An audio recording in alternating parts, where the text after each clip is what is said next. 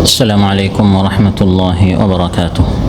الحمد لله على إحسانه والشكر له على توفيقه وامتنانه، وأشهد أن لا إله إلا الله وحده لا شريك له تعظيما لشأنه، وأشهد أن سيدنا ونبينا محمدا عبد الله ورسوله الداعي إلى رضوانه، صلى الله تعالى عليه وعلى آله وأصحابه وخلانه إلى يوم عذابه ورضوانه. أما بعد، فأعوذ بالله من الشيطان الرجيم. بسم الله الرحمن الرحيم. وقال الذين لا يرجون لقاءنا لولا أنزل علينا الملائكة أو نرى ربنا لقد استكبروا في أنفسهم وعتوا عتوا كبيرا. يوم يرون الملائكة لا بشرى يومئذ للمجرمين ويقولون حجرا محجورا. وقدمنا إلى ما عملوا من عمل فجعلناه هباء منثورا. أصحاب الجنة يومئذ خير مستقرا وأحسن مقيلا. ويوم تشقق السماء بالغمام ونزل الملائكة تنزيلا. الملك يومئذ الحق للرحمن وكان يوما على الكافرين عسيرا. ويوم يعض الظالم على يديه يقول يا ليتني اتخذت مع الرسول سبيلا. يا ويلتى ليتني لم أتخذ فلانا خليلا. لقد أضلني عن الذكر بعد إذ جاءني وكان الشيطان للإنسان خذولا. وقال الرسول يا رب إن قوم اتخذوا هذا القرآن مهجورا. আল্লাহ তাআলা ইরশাদ করেন, আর যারা আমার সাথে সাক্ষাৎ, আমার সাথে কিয়ামতের দিনের সাক্ষাৎ এর প্রত্যাশা করে না, আশা করে না, সেই সকল কাফিররা বলে আমাদের নিকট ফিরিস্তা নাজিল হয় না কেন, অথবা আমরা আমাদের রবকে দেখতে পাই না কেন। অবশ্যই তারা তো তাদের অন্তরে অহংকার পোষণ করেছে এবং তারা গুরুতর সীমা লঙ্ঘন করেছে। যেদিন তারা ফিরিস্তাদের দেখবে সেদিন অপরাধীদের জন্য কোনো সুসংবাদ নেই, কোনো সুখবর নেই। আর তারা বলবে, হায় কোনো বাধা যদি আটকে রাখতো, তারা বলবে রক্ষা করো, আমাদের আশ্রয় চাই। আমি এই সকল কাফিরদের কৃতকর্মগুলি এগুলোর প্রতি অগ্রসর হব, বিবেচনা করব, তারপর সেগুলোকে বিক্ষিপ্ত ছড়ানো ছিটানো ধূলিকণায় পরিণত করব। সেদিন জান্নাতবাসীদের বাসস্থান হবে উৎকৃষ্ট এবং বিশ্রামস্থল হবে মনোরম। আর সেদিন মেঘমালা দ্বারা আকাশ বিদীর্ণ হবে, আসমান ফেটে যাবে এবং ফিরিস্তাদেরকে, মালায়েকাদেরকে দলে দলে ধীরে ধীরে অবতরণ করানো হবে। সেদিন প্রকৃত রাজত্ব ও সার্বভৌমত্ব, সত্যিকারের কর্তৃত্ব হবে কেবলমাত্র পরম করুণাময় রহমানের। আর সেদিনটি কাফিরদের জন্য বড়ই কঠিন।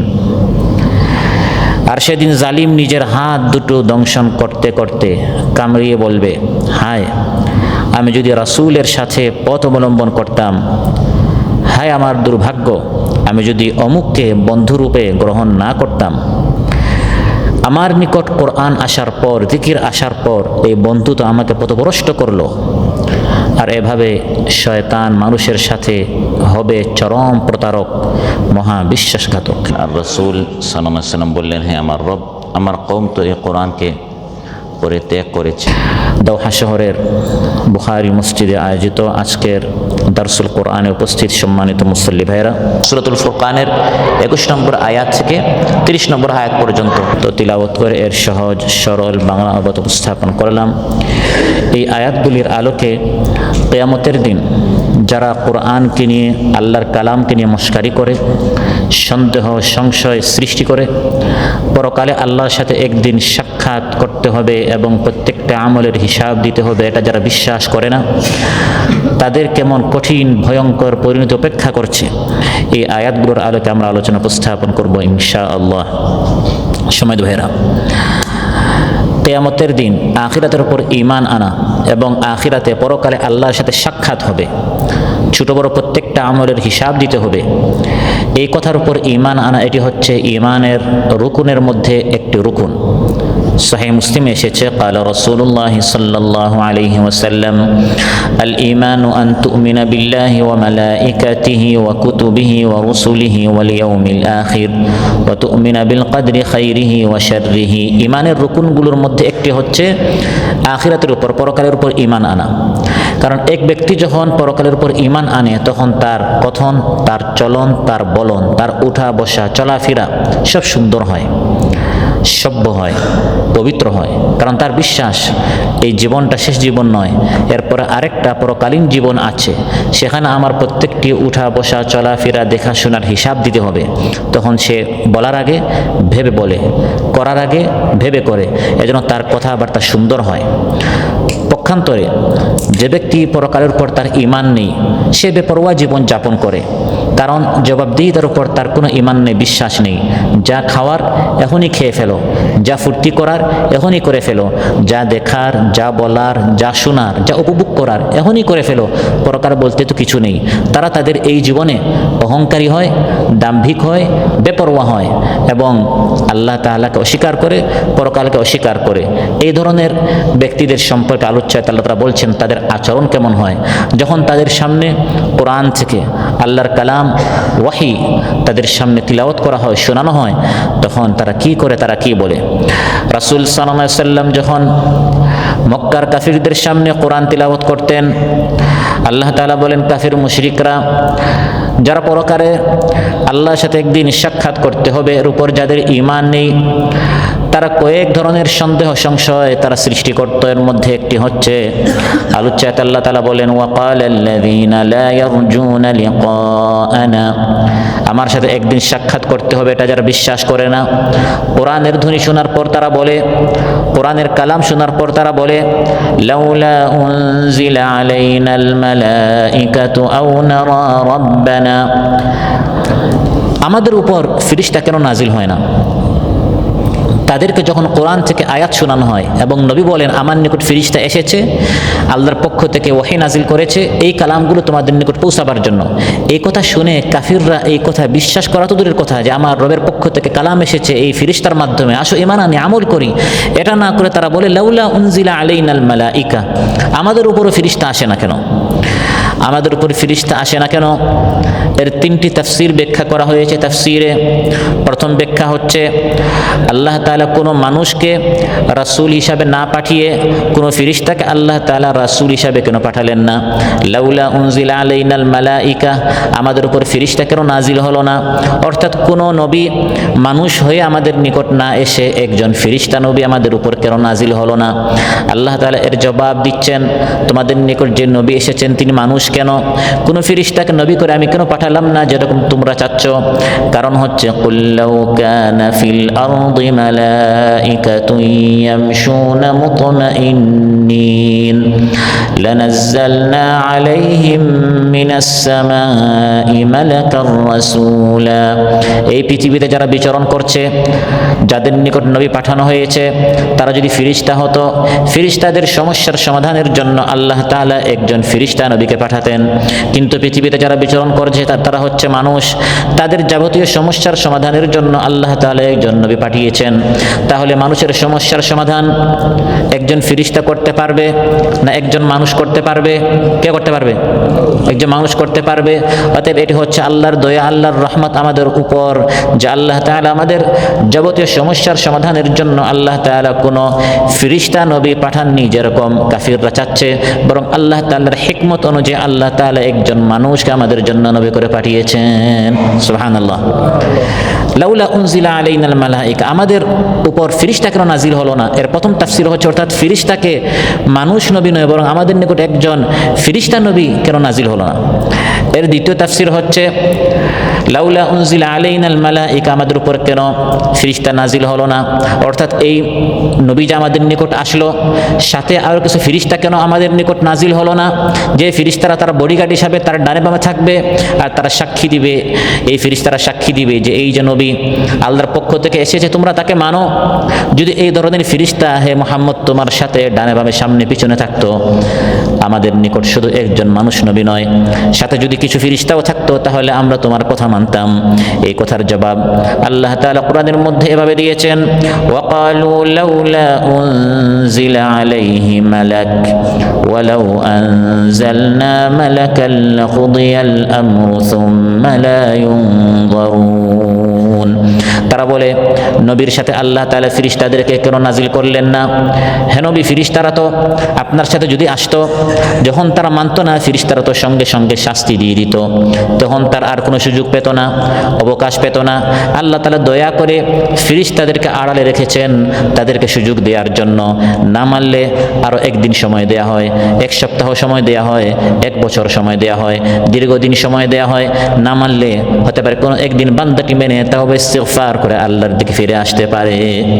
কিন্তু যদি ফিরিস্তা চলে আসেন, সঙ্গে সঙ্গে শাস্তি দিয়ে তাদেরকে খতম করে ফেলবেন।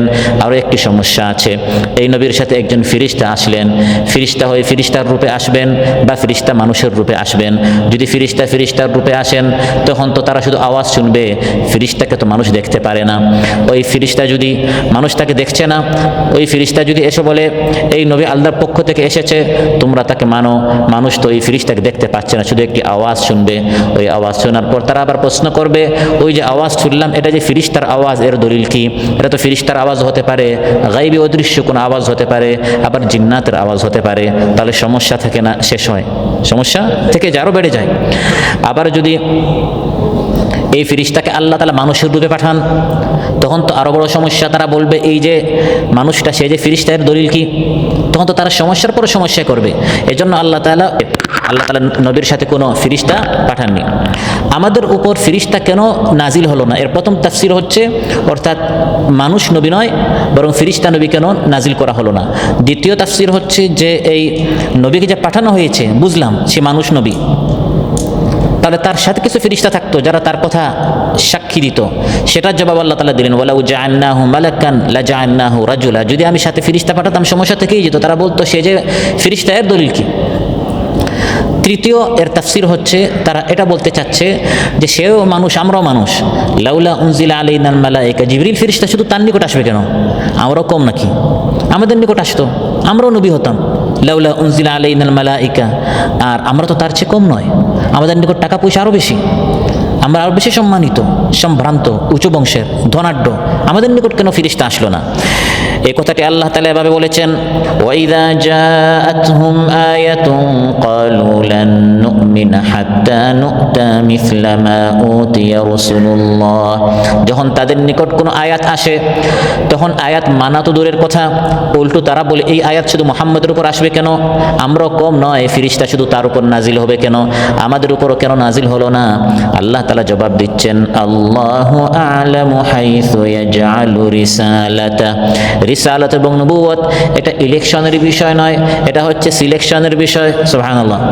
এটি ভোটাভুটি দিয়ে যে কারা কারা আবু জাহেলকে নবী হিসাবে চান, কারা কারা মুহাম্মদকে চান, ভোটাভুটি হবে, নির্বাচন হবে, ইলেকশন একজন নবী, বিষয়টা এমন নয়।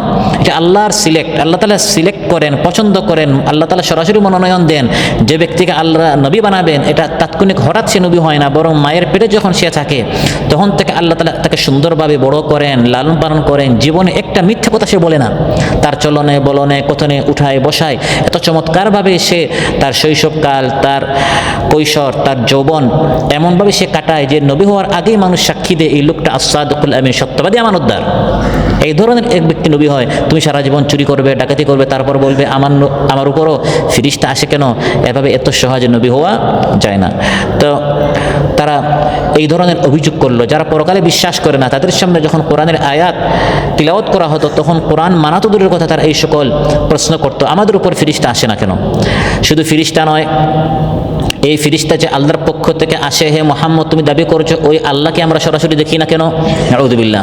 কতটুকু তারা স্পর্ধা দেখাতো। আও নারা রাব্বানা, তুমি তো বলো যে ফিরিস্তা আল্লাহ, কত কিছু তুমি আমাদেরকে বলো যে এইমাত্র ফিরিস্তা এসে আল্লাহর পক্ষ থেকে 2টা আয়াত 5টা আয়াত নাজিল করেছে, শুনো আমার উম্মতিরা, আসো সে আল্লাহকে সরাসরি আমাদেরকে দেখাও, সেই ফিরিস্তাদেরকে আমাদেরকে দেখাও। যেমন অন্য আয়াতে আল্লাহ তাআলা বলছেন, আও তাতিয়া বিল্লাহি ওয়াল মালাইকাতি ক্বাবিলা, সরাসরি আমরা আল্লাহকে দেখতে চাই, ফিরিস্তাদেরকে দেখতে চাই। এই ধরনের স্পর্ধা বনী ইসরাইল দেখিয়েছিল, সঙ্গে সঙ্গে আল্লাহর পক্ষ থেকে শাস্তি এসে তাদেরকে ধ্বংস করা হয়েছে। মূসা আলাইহিস সালাম যখন তুর পাহাড় থেকে এসে বললেন আমি আল্লাহর সাথে কথা বলেছি, তখন বনী ইসরাইল মূসা আলাইহিস সালামের কথা না মেনে তারা বলল, হে মূসা তুমি আল্লাহর সাথে কথা বলেছো আমরা মানি না, যে আল্লাহর সাথে তোমার কালাম হয়েছে আল্লাহকে বলো সরাসরি যেন তিনি আমাদের সাথে কথা বলেন এবং তিনি যেন পর্দা সরিয়ে দেন, আমরা তাকে দেখতে চাই। আল্লাহ তাআলা বলেন, ওয়া ইয কুলতুম ইয়া মূসা লান নু'মিনা লাকা হাত্তা নারাল্লাহা জাহরা فأخذتكم الصاعقة وأنتم تنظرون। হে বনী ইসরাইল, যখন তোমরা বলেছিলে হে মূসা তোমার উপর ঈমান আনবো না আল্লাহকে সরাসরি না দেখা পর্যন্ত, তখন হঠাৎ বিকট শব্দ এসে তোমাদেরকে ধ্বংস করে ফেললো।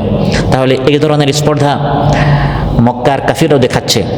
আল্লাহ তাআলা বলছেন, হে নবী আপনি এটা মনে করিয়েন না যে সত্যি সত্যি যদি আল্লাহ তাআলা তাদের সামনে দেখা দেন বা ফিরিস্তারা যদি তাদের সামনে সত্যি সত্যি চলে আসে তারা ঈমান নিয়ে আসবে না, তখন তারা উল্টা আরেক কথা বলবে। তাদের উদ্দেশ্য শুধু মানে তাদের দাবি দাওয়াগুলো পূরণ করা নয়, বরং তাদের উদ্দেশ্য হচ্ছে শুধু সমালোচনার জন্য সমালোচনা, সময় নষ্ট করা। যারা দিন চায়, ইসলাম চায়, স্বাধীনতা চায়, পর্দা চায়, সমাজকে কিছু সুন্দর দিতে চায়, তাদের পথে অন্তরায় সৃষ্টি করা, বাধা সৃষ্টি করা, রিকাওয়ার্ড সৃষ্টি করা, নিজেও করে না অন্যকে করতে দেয় না। এরা হচ্ছে অহংকারী। তারা দেখছে যে আপনার আদর্শ প্রতিষ্ঠা হলে তাদের স্বার্থ শেষ হয়ে যাবে, তাদের এই সকল চুরি ডাকাতি জুলুম অত্যাচার নিপীড়নের এই রাজত্ব শেষ হয়ে যাবে। তাই তাদের এই চাহিদাগুলো পূরণ হলেই যে ইসলাম ঈমান তারা নিয়ে আসবে বিষয়টা এমন নয়। কারণ মহানবী সাল্লাল্লাহু আলাইহি ওয়াসাল্লাম মাঝে মাঝে চিন্তা করতেন সত্য সত্য যদি আল্লাহ তাআলা মাঝে মধ্যে তাদের সামনে চলে আসেন, ফিরিস্তারা যদি চলে আসে তাহলে তো ভালো, কারণ তারা ঈমান নিয়ে আসবে। কারণ আল্লাহ নবী উম্মতের ঈমানের জন্য পেরেশান ছিলেন। আল্লাহ বলছেন না, হে নবী তারা ঈমান আনবে না। লাকাদ ইসতাকবারু ফি আনফুসিহিম ওয়া আতাউ উতুওয়ান কাবীরা, অবশ্যই তারা তো তাদের অন্তরে অহংকার পোষণ করছে এবং তারা গুরুতর সীমা লঙ্ঘন করছে। হে নবী শুধু ফিরিস্তারা নয়, পৃথিবীর যত মাখলুকাত যত সৃষ্টি আছে সবাই যদি তাদের সামনে এসে বলে ঈমান আনো এই নবী সত্য, তাও তারা ঈমান আনবে না। এমনকি কবর থেকে মৃত ব্যক্তি যদি বের হয়ে বলে আমি কিন্তু কবরে শাস্তি পেয়েছি, নবী যেরকম বলছেন নবীর কথা মানো, আল্লাহ বলেন কবর থেকে কোনো ব্যক্তি বের হয়েও যদি বলে আমি শাস্তি পাচ্ছি কারণ নবীর কথা মানি নাই, নবী যা বলেছেন তার সত্য, তাও তারা মানবে না। অতএব তাদের এই সকল দাবি দাওয়ানে আপনি পেরেশান হবেন না। কোরআনের মধ্যে আল্লাহ তাআলা বলছেন, ওয়ালাউ আন্নানা নাযালনা ইলাইহিমুল মালাইকাতা ওয়া কাল্লামাহুমুল মাউতা ওয়া হাশারনা আলাইহিম কুল্লা শাইইন কুবুলাম মা কানু লিয়ুমিনু ইল্লা আন ইয়াশা আল্লাহ ওয়ালাকিন্না আকসারাহুম ইয়াজহালুন। যদি সত্যি সত্যি আমি ফিরিস্তা নাজিল করি তাদের কথা মতো, তারা ফিরিস্তাকে দেখবে, বা মৃতরা যদি কবর থেকে বের হয়ে তাদের সাথে কালাম করে কথা বলে, ও হাসরনা, আর আমি যদি হাসর করি সমবেত করে একত্রিত করে পৃথিবীর সকল মাখলুকাতকে, জিন্নাত ইনসান পাহাড় পর্বত পাখি হিংস্র প্রাণী এবং মৎস্যকুল সবাই যদি এসে বলে এই নবী সত্য তার কথা মানো, তারপরেও এরা এমন অহংকারী তারা আপনার কথা মানবে না। হে নবী তারা ফিরিস্তা দেখতে চায়, হ্যাঁ সত্যি সত্যি তারা একদিন ফিরিস্তা দেখবে, কিন্তু এই দুনিয়াতে নয়। দুনিয়ার জীবন যখন শেষ হয়ে যাবে তখন তারা ফিরিস্তাকে দেখবে, কারণ ফিরিস্তা হচ্ছে একটা গায়বী বিষয়, ফিরিস্তাদেরকে দেখা যায় না। যখন গায়বের অধ্যায় শেষ হয়ে যাবে, আখিরাতে যাওয়ার আখিরাতের সফর শুরু হবে, ওই দিন তারা ফিরিস্তাদেরকে দেখবে, কিন্তু ওই সময় তো তাদের ঈমান তাদের কোনো কাজে আসবে না। ওই সময় তাদের সুখবর শেষ, শুধু দুঃসংবাদ আর দুঃসংবাদ। ওই সময় আর আমলের সুযোগ নেই, তখন হিসাবের সময় আসবে। সত্যি সত্যি যখন ফিরিস্তা এবং তাদের মাঝখানে যে পর্দা আছে আল্লাহ তাআলা সরিয়ে দিবেন। যখন সরাসরি তারা ফেরেশতাদেরকে দেখবে তখন কাফিরদের অবস্থা কেমন হবে? আল্লাহ তাআলা বলেন, ইয়াউমা ইয়ারাউনাল মালাইকাতা লা বুশরা ইয়াউমাইযিল লিল মুজরিমিন ওয়া ইয়াকুলুনা হিজরান মাহজুরা। যেদিন তারা ফেরেশতাদেরকে দেখবে সত্যি সত্যি, আজ আবার কোরআন মানে না, বলে ফেরেশতা কোথায়, কোন ফেরেশতা কোরআন নাযিল করেছে, ফেরেশতা দেখতে চায়। সত্যি সত্যি যেদিন তারা এই ফেরেশতা মালায়েকাকে দেখতে পাবে সেদিন অপরাধীদের জন্য, যারা কোরআন মানছে না তাদের জন্য কোনো সুখবর, কোনো সুসংবাদ থাকবে না। সেটা কোন দিন? সেটি হচ্ছে আখিরাতের দিন। মুমূর্ষ অবস্থা থেকে শুরু করে কবরে, আখিরাতে অপরাধীরা যারা কোরআন মানে নাই, বিশ্বাস করে নাই, তারা যখন ফেরেশতাদেরকে দেখবে তাদের অবস্থা কি হবে? লা বুশরা ইয়াউমাইযিল লিল মুজরিমিন, তখন তাদের কোনো বুশরা, কোনো সুখবর নেই। মুমূর্ষ অবস্থায় মৃত্যুর সময় অপরাধীদের কি হবে যখন তারা ফেরেশতাদেরকে দেখবে? কোরআনের মধ্যে আল্লাহ তাআলা ইরশাদ করেন, ওয়ালাউ তারা ইযিয যালিমুনা ফি গামারাতিল মাউত, তুমি যদি দেখতে ওই দৃশ্য, জালিমরা যখন মৃত্যুর সময় মুমূর্ষ অবস্থায়, ওয়াল মালাইকাতু বাসিতু আইদিহিম আখরিজু আনফুসাকুম, তখন ফেরেশতারা তাদের সামনে আসবে, তখন তারা ফেরেশতাদেরকে দেখবে। ফেরেশতা তখন মুমূর্ষ ব্যক্তির সামনে আসবে আর বলবে, জান বের করো। গজবের ফেরেশতা আসবে, মালাকুল মাউত আসবে, এসে এই জালিমের অপরাধীর রূহটি বের করবে। সে তখন ফেরেশতাকে দেখবে। ফেরেশতা দেখার পর, জান্নাত জাহান্নাম দেখার পর, গজবের ফেরেশতা দেখার পর আর ঈমান আনার সুযোগ নেই। ফেরেশতা বলবে, বের কর তোর জান, বের কর তোর প্রাণ। টেনে হিঁচড়ে তার জানটি তার শরীর থেকে বের করবে আর তার চেহারা এবং তার পিঠে ফেরেশতা আঘাত করতে থাকবে। নাউযুবিল্লাহ। ওয়ালাউ তারা ইয ইয়াতাওয়াফফাল্লাযীনা কাফারুল মালাইকাতু ইয়াদরিবুনা وجوههم وأدبارهم وذوقوا عذاب الحريق। আল্লাহ তাআলা বলে, সেই সময় যদি তুমি দেখতে যখন ফেরেশতা কাফির মুশরিকদের জান বের করে, প্রাণ হরণ করে, প্রাণ হরণ করার সময় ফেরেশতা তাদের চেহারায় আঘাত করে আর তাদের পিঠে আঘাত করে আর বলে, সারা জীবন ফেরেশতা দেখতে চাও, ফেরেশতা দেখতে চাও, এই কঠিন শাস্তির স্বাদ এখন তুমি গ্রহণ করো। নাউযুবিল্লাহ। এটি হচ্ছে মুমূর্ষ অবস্থায় সেই ফেরেশতা দেখবে, দেখার মতো দেখবে, কিন্তু ওই সময় দেখে আর কোনো লাভ নেই, ওই সময় ঈমান এনে লাভ নেই, শুধু আফসোস আর আফসোস। লা বুশরা ইয়াউমাইযিল লিল মুজরিমিন, তখন অপরাধীর কোনো সুখবর নেই, কোনো খুশি আনন্দ নেই, শুধু শাস্তি আর শাস্তি, দুঃখ আর দুঃখ। মুমূর্ষ ব্যক্তি ফেরেশতাকে দেখবে, তারপর কবরে যাওয়ার পর ফেরেশতাকে দেখবে। আবু দাউদে এসেছে, ওয়া ইন্নাল কাফিরা, কাফির ব্যক্তি যখন কবরে যাবে, সে কবরে শোয়া থাকবে, তুআদু রূহুহু ফি জাসাদিহি, মৃত ব্যক্তির দেহের মধ্যে আবার রূহ ফিরিয়ে আনা হবে, কবরের মধ্যে রূহ ফিরিয়ে আনা হবে। ওয়ায়াতিহি মালাকানি ফায়ুজলিসানিহি, দুইজন ফেরেশতা আসবে, তখন ওই দুই ফেরেশতাকে সে দেখবে, একজনের নাম মুনকার, আরেকজনের নাম নাকির। মুনকার নাকির দুই ফেরেশতাকে ওই অপরাধী তখন দেখবে। ফায়ুজলিসানিহি, তারা তাকে বসাবে। ফায়াকুলানি মান রাব্বুকা, তারা তাকে কয়েকটা প্রশ্ন করবে। প্রথম হচ্ছে, তোমার রব কে? সে বলবে, হা হা হা লা আদ্রি, আমি তো জানি না, আমি তো জানি না। দ্বিতীয় প্রশ্ন করবে, মা দীনুকা, তোমার দিন কি? সে বলবে, হা হা হা লা আদ্রি, হায় হায় আমি তো জানি না, আমি তো জানি না। তৃতীয় প্রশ্ন হবে, রাসূল সাল্লাল্লাহু আলাইহি ওয়াসাল্লাম সম্পর্কে তুমি কি বলো? তার ফটো সামনে আনা হবে, মা হাযার রাজুলুল্লাযী বুইসা ফীকুম, এই ব্যক্তি সম্পর্কে তুমি কি বলো? সে বলবে, হা হা লা আদ্রি, আমি তো জানি না, আমি তো জানি না। ফায়ুনাদি মুনাদিন মিনাস সামা, তখন আসমান থেকে একজন আহ্বানকারী আহ্বান করবে, ডাকবে, আন কাযাবা, এই ব্যক্তি মিথ্যা বলছে। জানার সুযোগ ছিল, সে যদি চাইতো দুনিয়াতে সে জানতে পারতো, এই ব্যক্তির সাথে নবীর সাথে পরিচয় হতে পারতো, কোরআনের সাথে, ইসলামের সাথে, আল্লাহর সাথে পরিচয় হতে পারতো। মিথ্যা কথা বলছে, সে ঈমান আনে নাই, শিখে নাই, জানে নাই। ফাফরিশুহু মিনান নার, তার কবরে জাহান্নামের বিছানা বিছিয়ে দাও। ওয়ালবিসুহু মিনান নার, জাহান্নামের কাপড় তাকে পরিধান করাও।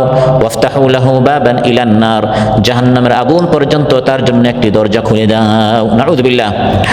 তারপর ফায়াতিহি মিন হাযরিহা ওয়া সাওমুমিহা, জাহান্নাম পর্যন্ত, তার কবর পর্যন্ত, তার কবর থেকে জাহান্নামের আগুন পর্যন্ত একটি দরজা খুলে দেওয়া হবে।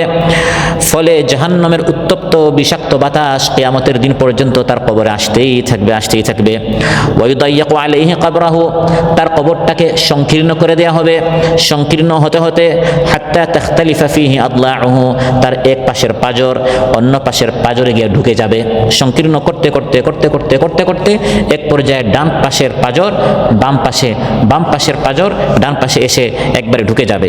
তারপর একজন অন্ধ বুবা ফেরেশতা ফিরিস্তাকে তখন সে দেখবে, মুনকার নাকিরকে দেখবে, তারপর আরেক ফিরিস্তাকে দেখবে।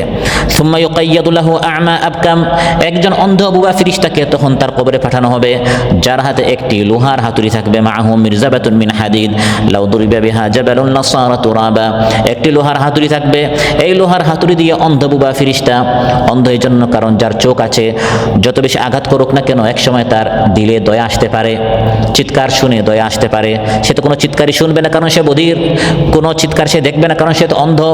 অন্ধ বুবা একজন বধির একজন ফিরিস্তা কবরে পাঠানো হবে। ওই ফিরিস্তা অন্ধ হলেও কাফির ব্যক্তি অন্ধ হবে না, সে দেখবে ফিরিস্তাকে।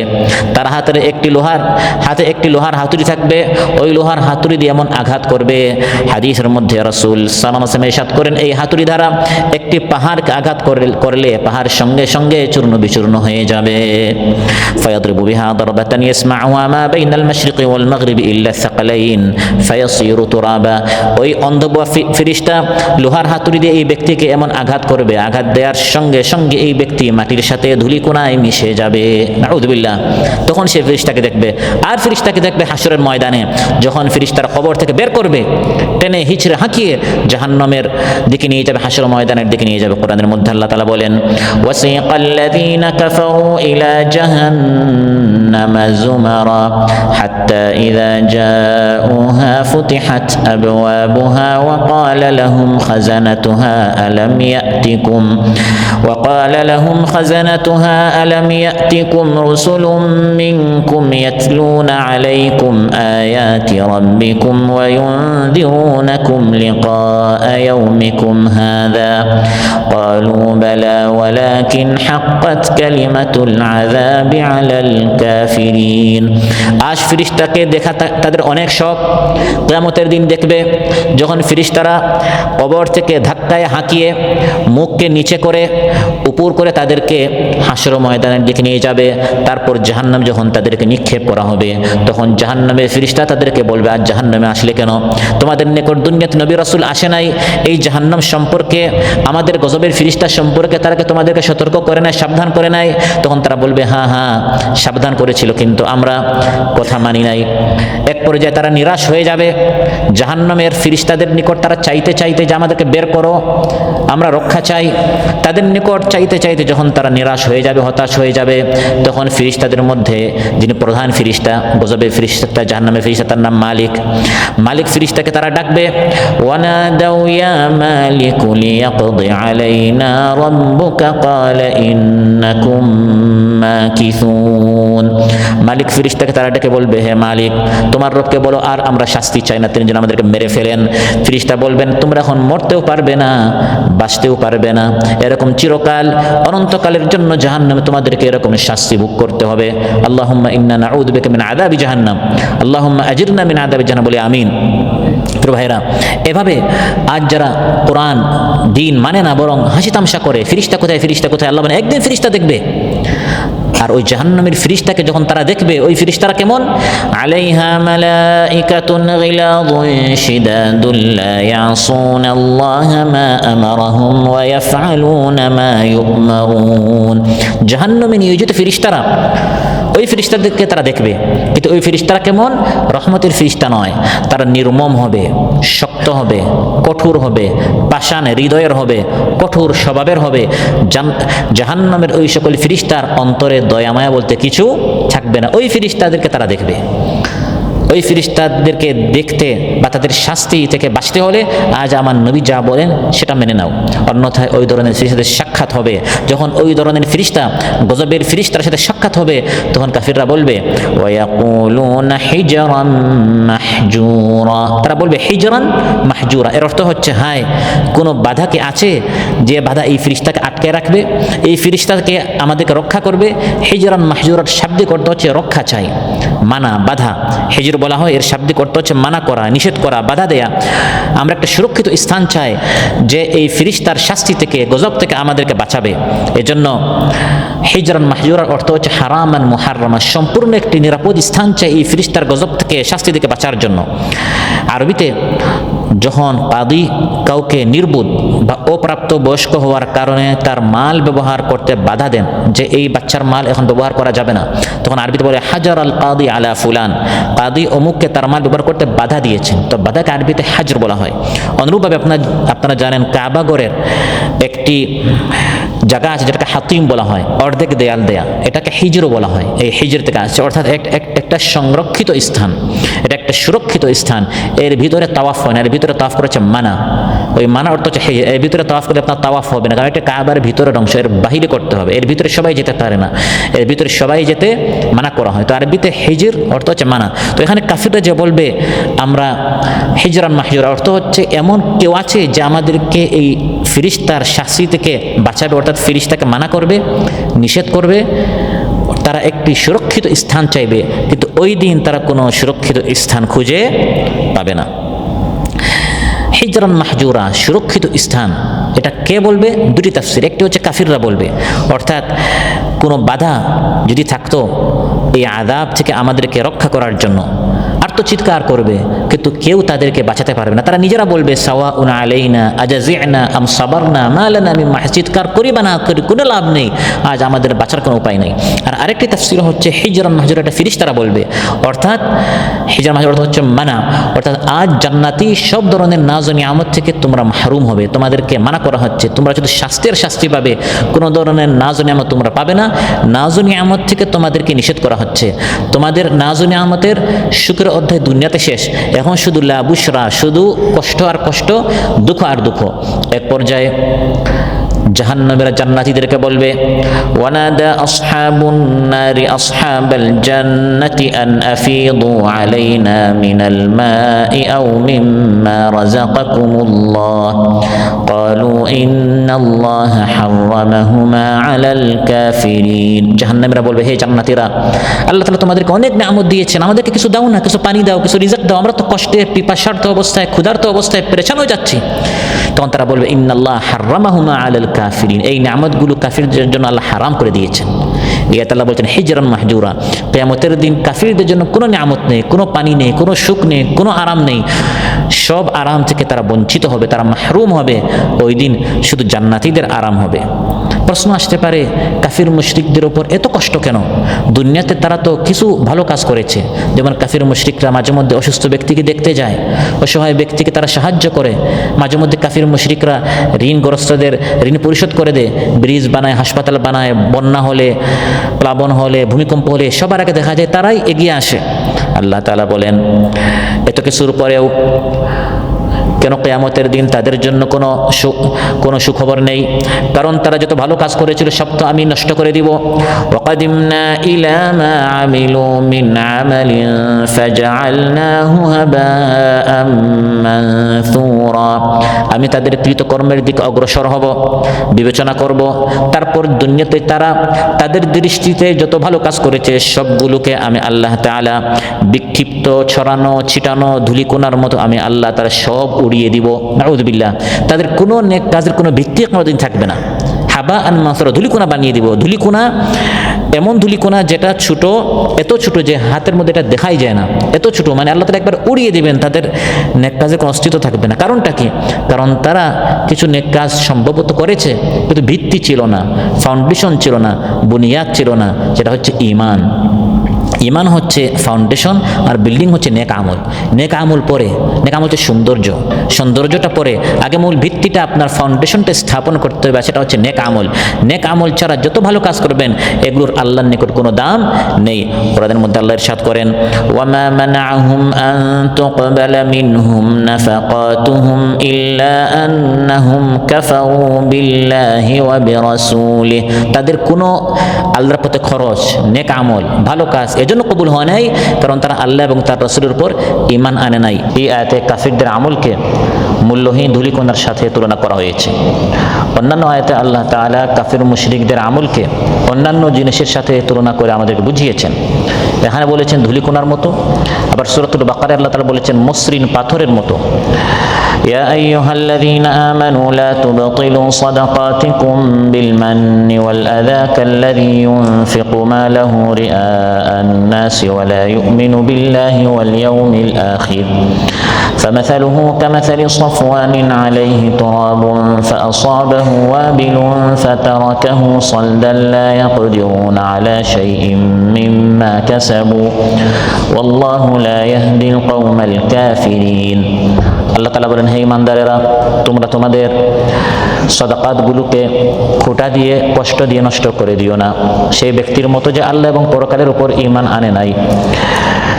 যে ব্যক্তি পরকাল এবং আল্লাহর উপর ঈমান আনে নাই, সে যত নেক আমল করে দুনিয়াতে, সকল নেক আমলের দৃষ্টান্ত হচ্ছে একটি মসৃণ পাথরের মতো।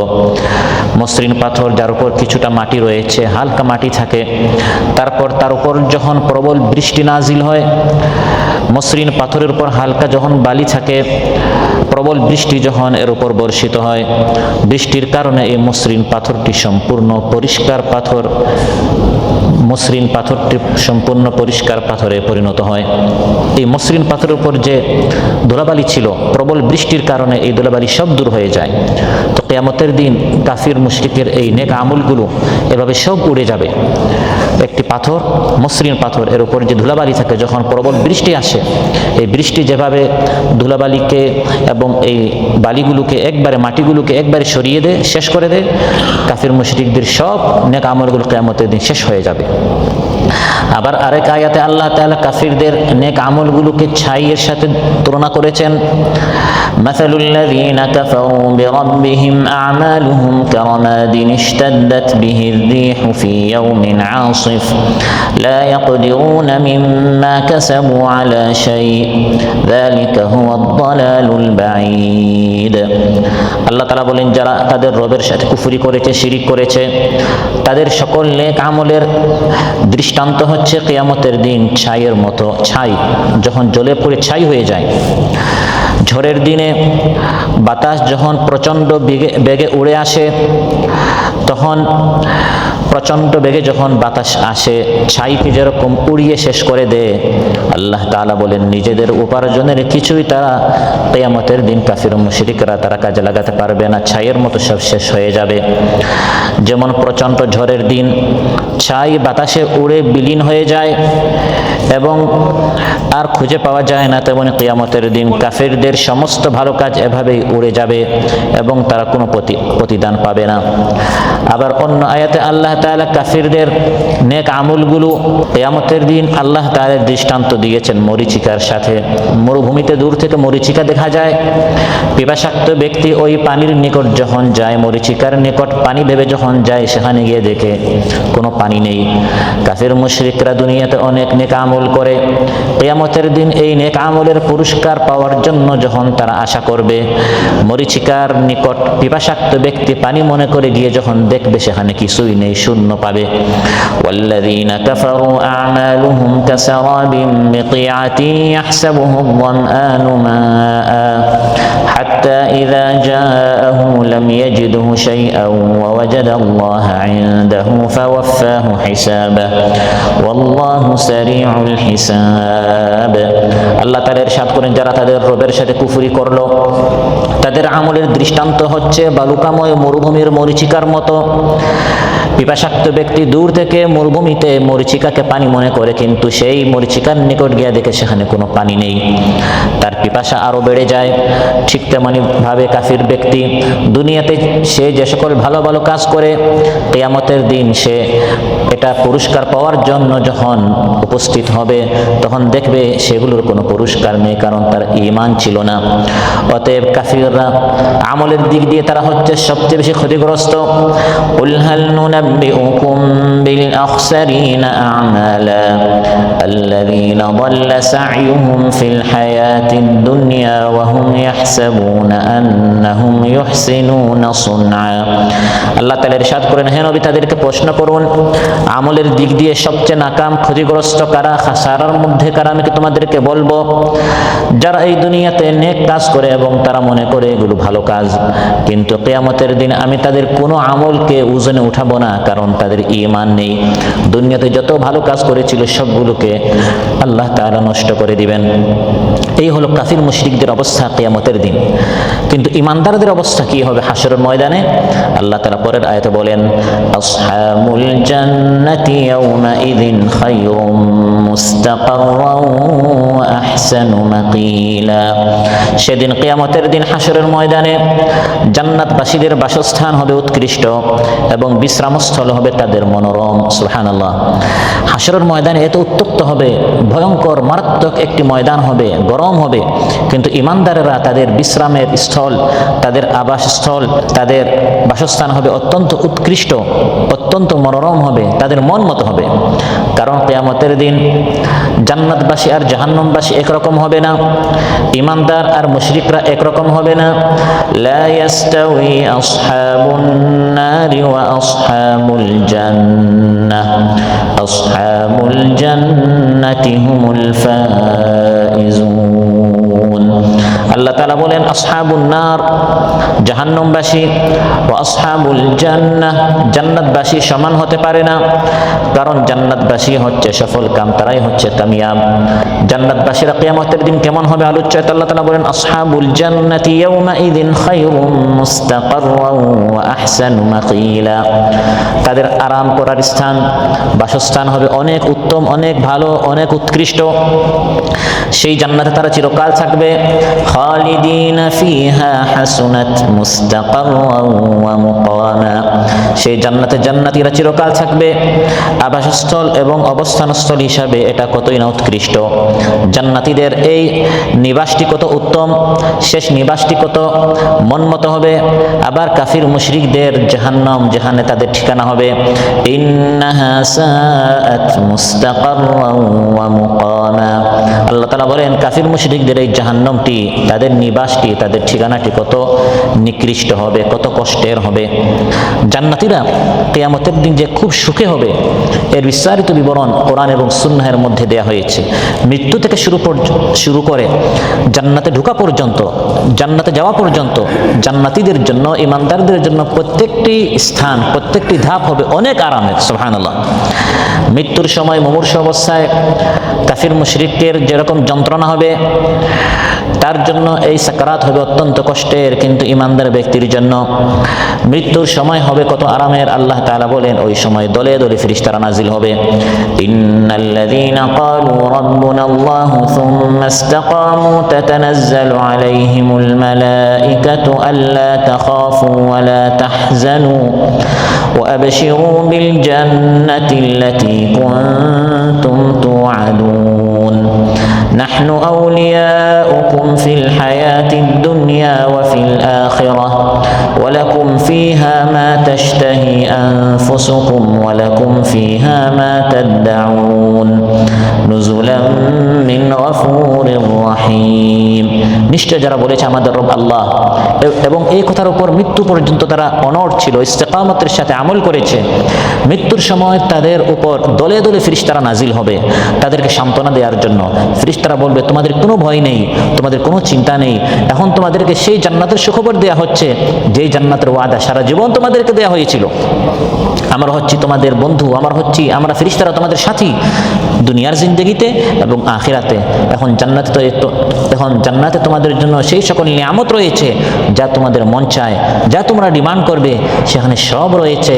গফুরুর রহিম, ক্ষমাশীল, পরম দয়ালু রব্বের পক্ষ থেকে এগুলো হচ্ছে মেহমানদারি। সুবহানাল্লাহ।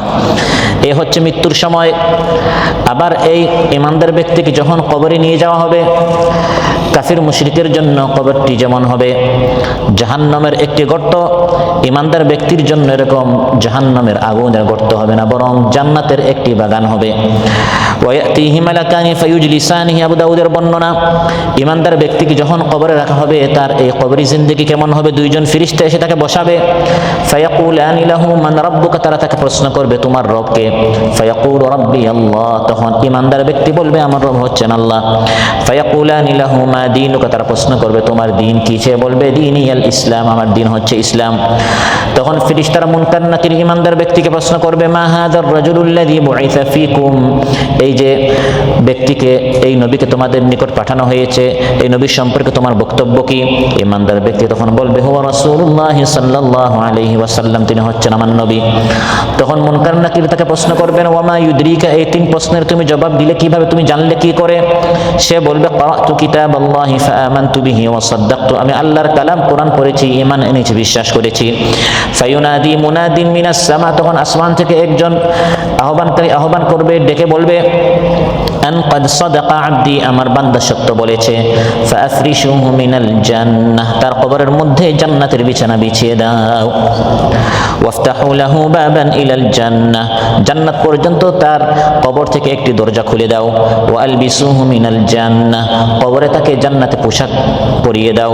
ফায়াতিহি মিন রাউহিহা ওয়া তিবিহা, সে কবরে ঈমানদার ব্যক্তি অবস্থান করবে হাসরের দিন পর্যন্ত, কিয়ামতের দিন পর্যন্ত, এতকাল পর্যন্ত জান্নাতের সুঘ্রাণ, জান্নাতের সুবাতাস সে কবরে অনুভব করবে।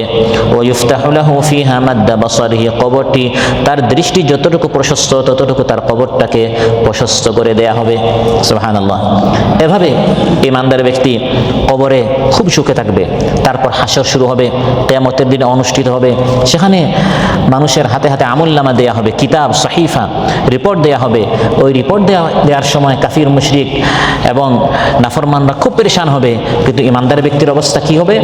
ফাআম্মা মান উতিয়া কিতাবাহু বিয়ামিনিহি ফাসাউফা ইউহাসাবু হিসাবান ইয়াসীরা ওয়া ইয়ানকালিবু ইলা আহলিহি মাসরুরা, তার আমলনামা তাকে ডান হাত দিয়ে দেয়া হবে এবং সে অনেক খুশি হবে, তার হিসাবটি অত্যন্ত সহজ হবে এবং সে তার আহাল পরিবারের নিকট অত্যন্ত উৎফুল্ল, খুশি মনে, আনন্দিত হয়ে সে ফিরে যাবে, কারণ সে চূড়ান্ত পরীক্ষায় পাশ করেছে। সুবহানাল্লাহ। তারপর তাকে জান্নাতের রাস্তা দেখিয়ে দেওয়া হবে, সে জান্নাতে যাবে। জান্নাতে যাওয়ার সময় শেষ নিবাসে, শেষ ঠিকানা জান্নাতে যখন যাবে, সেখানে দলে দলে ফেরেশতারা তাকে ইস্তিকবাল করবে, আমন্ত্রণ জানাবে।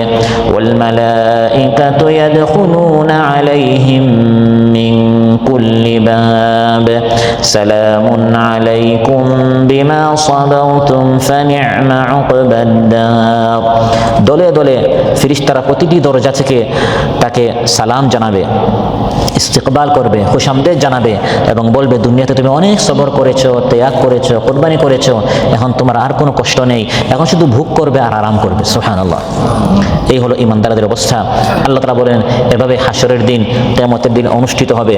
ওয়ায়াউমা তাশাক্কাকুস সামাউ বিল গামামি ওয়া নুজ্জিলাল মালাইকাতু তানজিলা, সেই হাসরের দিন একদল হবে জান্নাতি, একদল হবে জাহান্নামী। ওই দিনটা অনুষ্ঠিত হবে কিভাবে?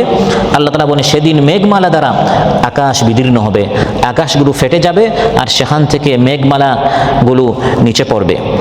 এখানে গামাম, মেঘমালা দ্বারা কি উদ্দেশ্য?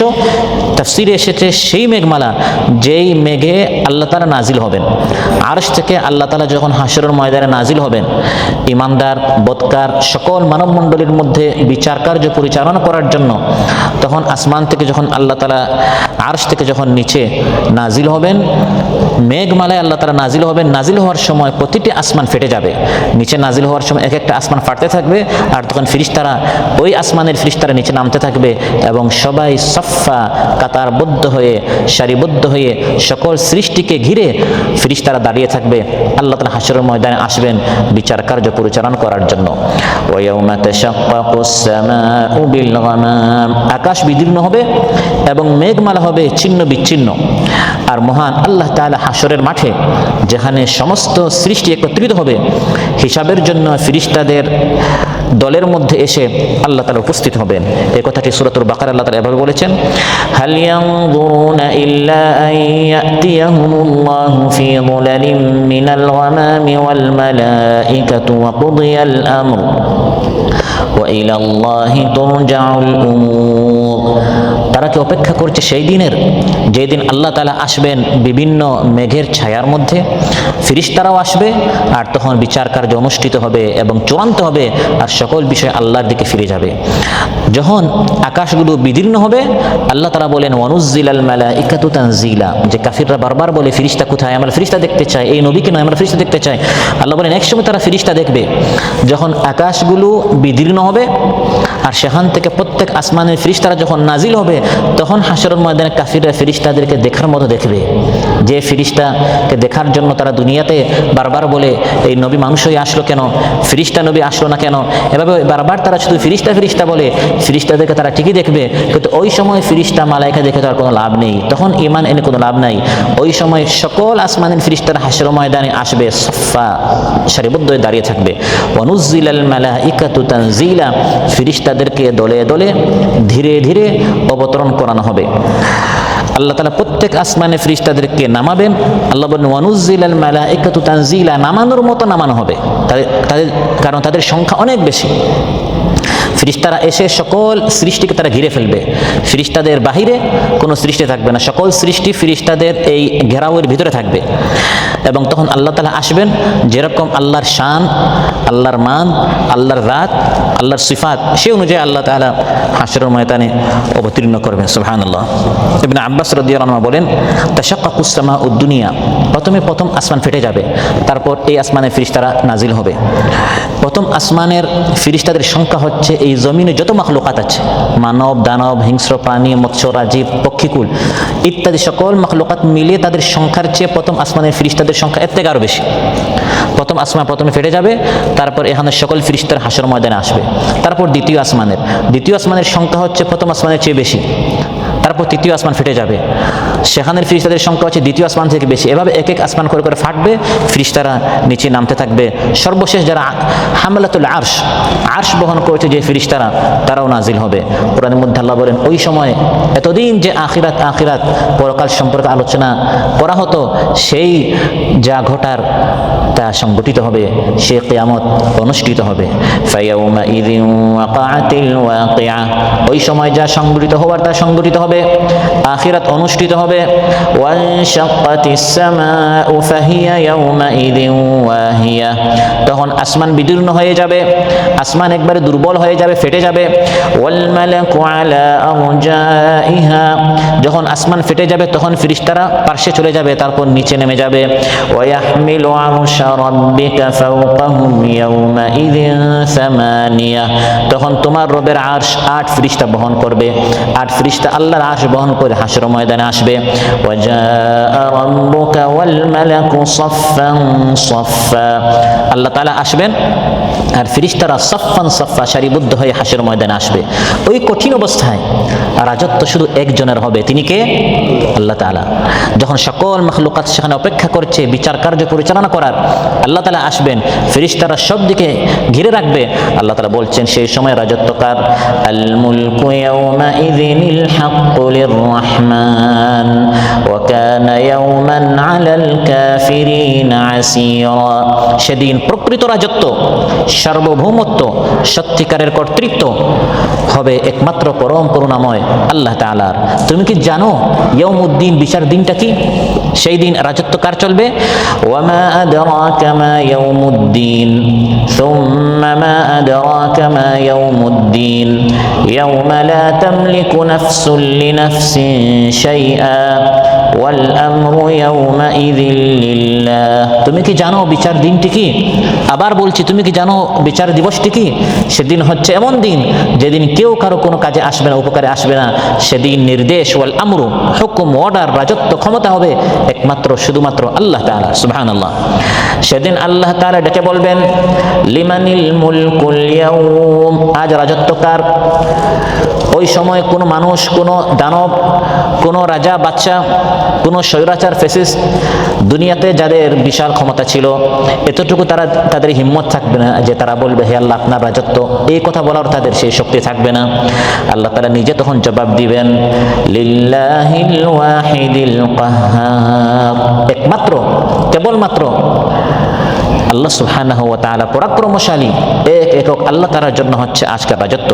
সহিহ বুখারীতে এসেছে জা হাবরুম মিনাল আহবার, ইহুদিদের একজন আলিম, ইহুদিদের আলিমদের মধ্য থেকে একজন আলিম ইলা রাসূলিল্লাহি সাল্লাল্লাহু আলাইহি ওয়াসাল্লাম, মহানবী সাল্লাল্লাহু আলাইহি ওয়াসাল্লাম নিকট আসলো, এসে বলল ইয়া মুহাম্মদ ইন্না নাজিদু আন্নাল্লাহা ইয়াজআলুস সামাওয়াতি আলা ইসবা, আমরা আমাদের তাওরাতে আমাদের কিতাবে আমরা পেয়েছি যে কিয়ামতের দিন আল্লাহ তাআলা 7 আসমানকে তার এক আঙ্গুলের উপর স্থাপন করবেন।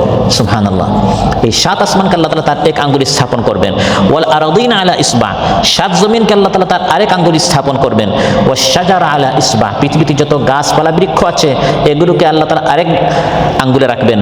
ওয়াল মা ওয়াস সারা আলা ইসবা, পানি ও কাদামাটি আরেক আঙ্গুলে স্থাপন করবেন।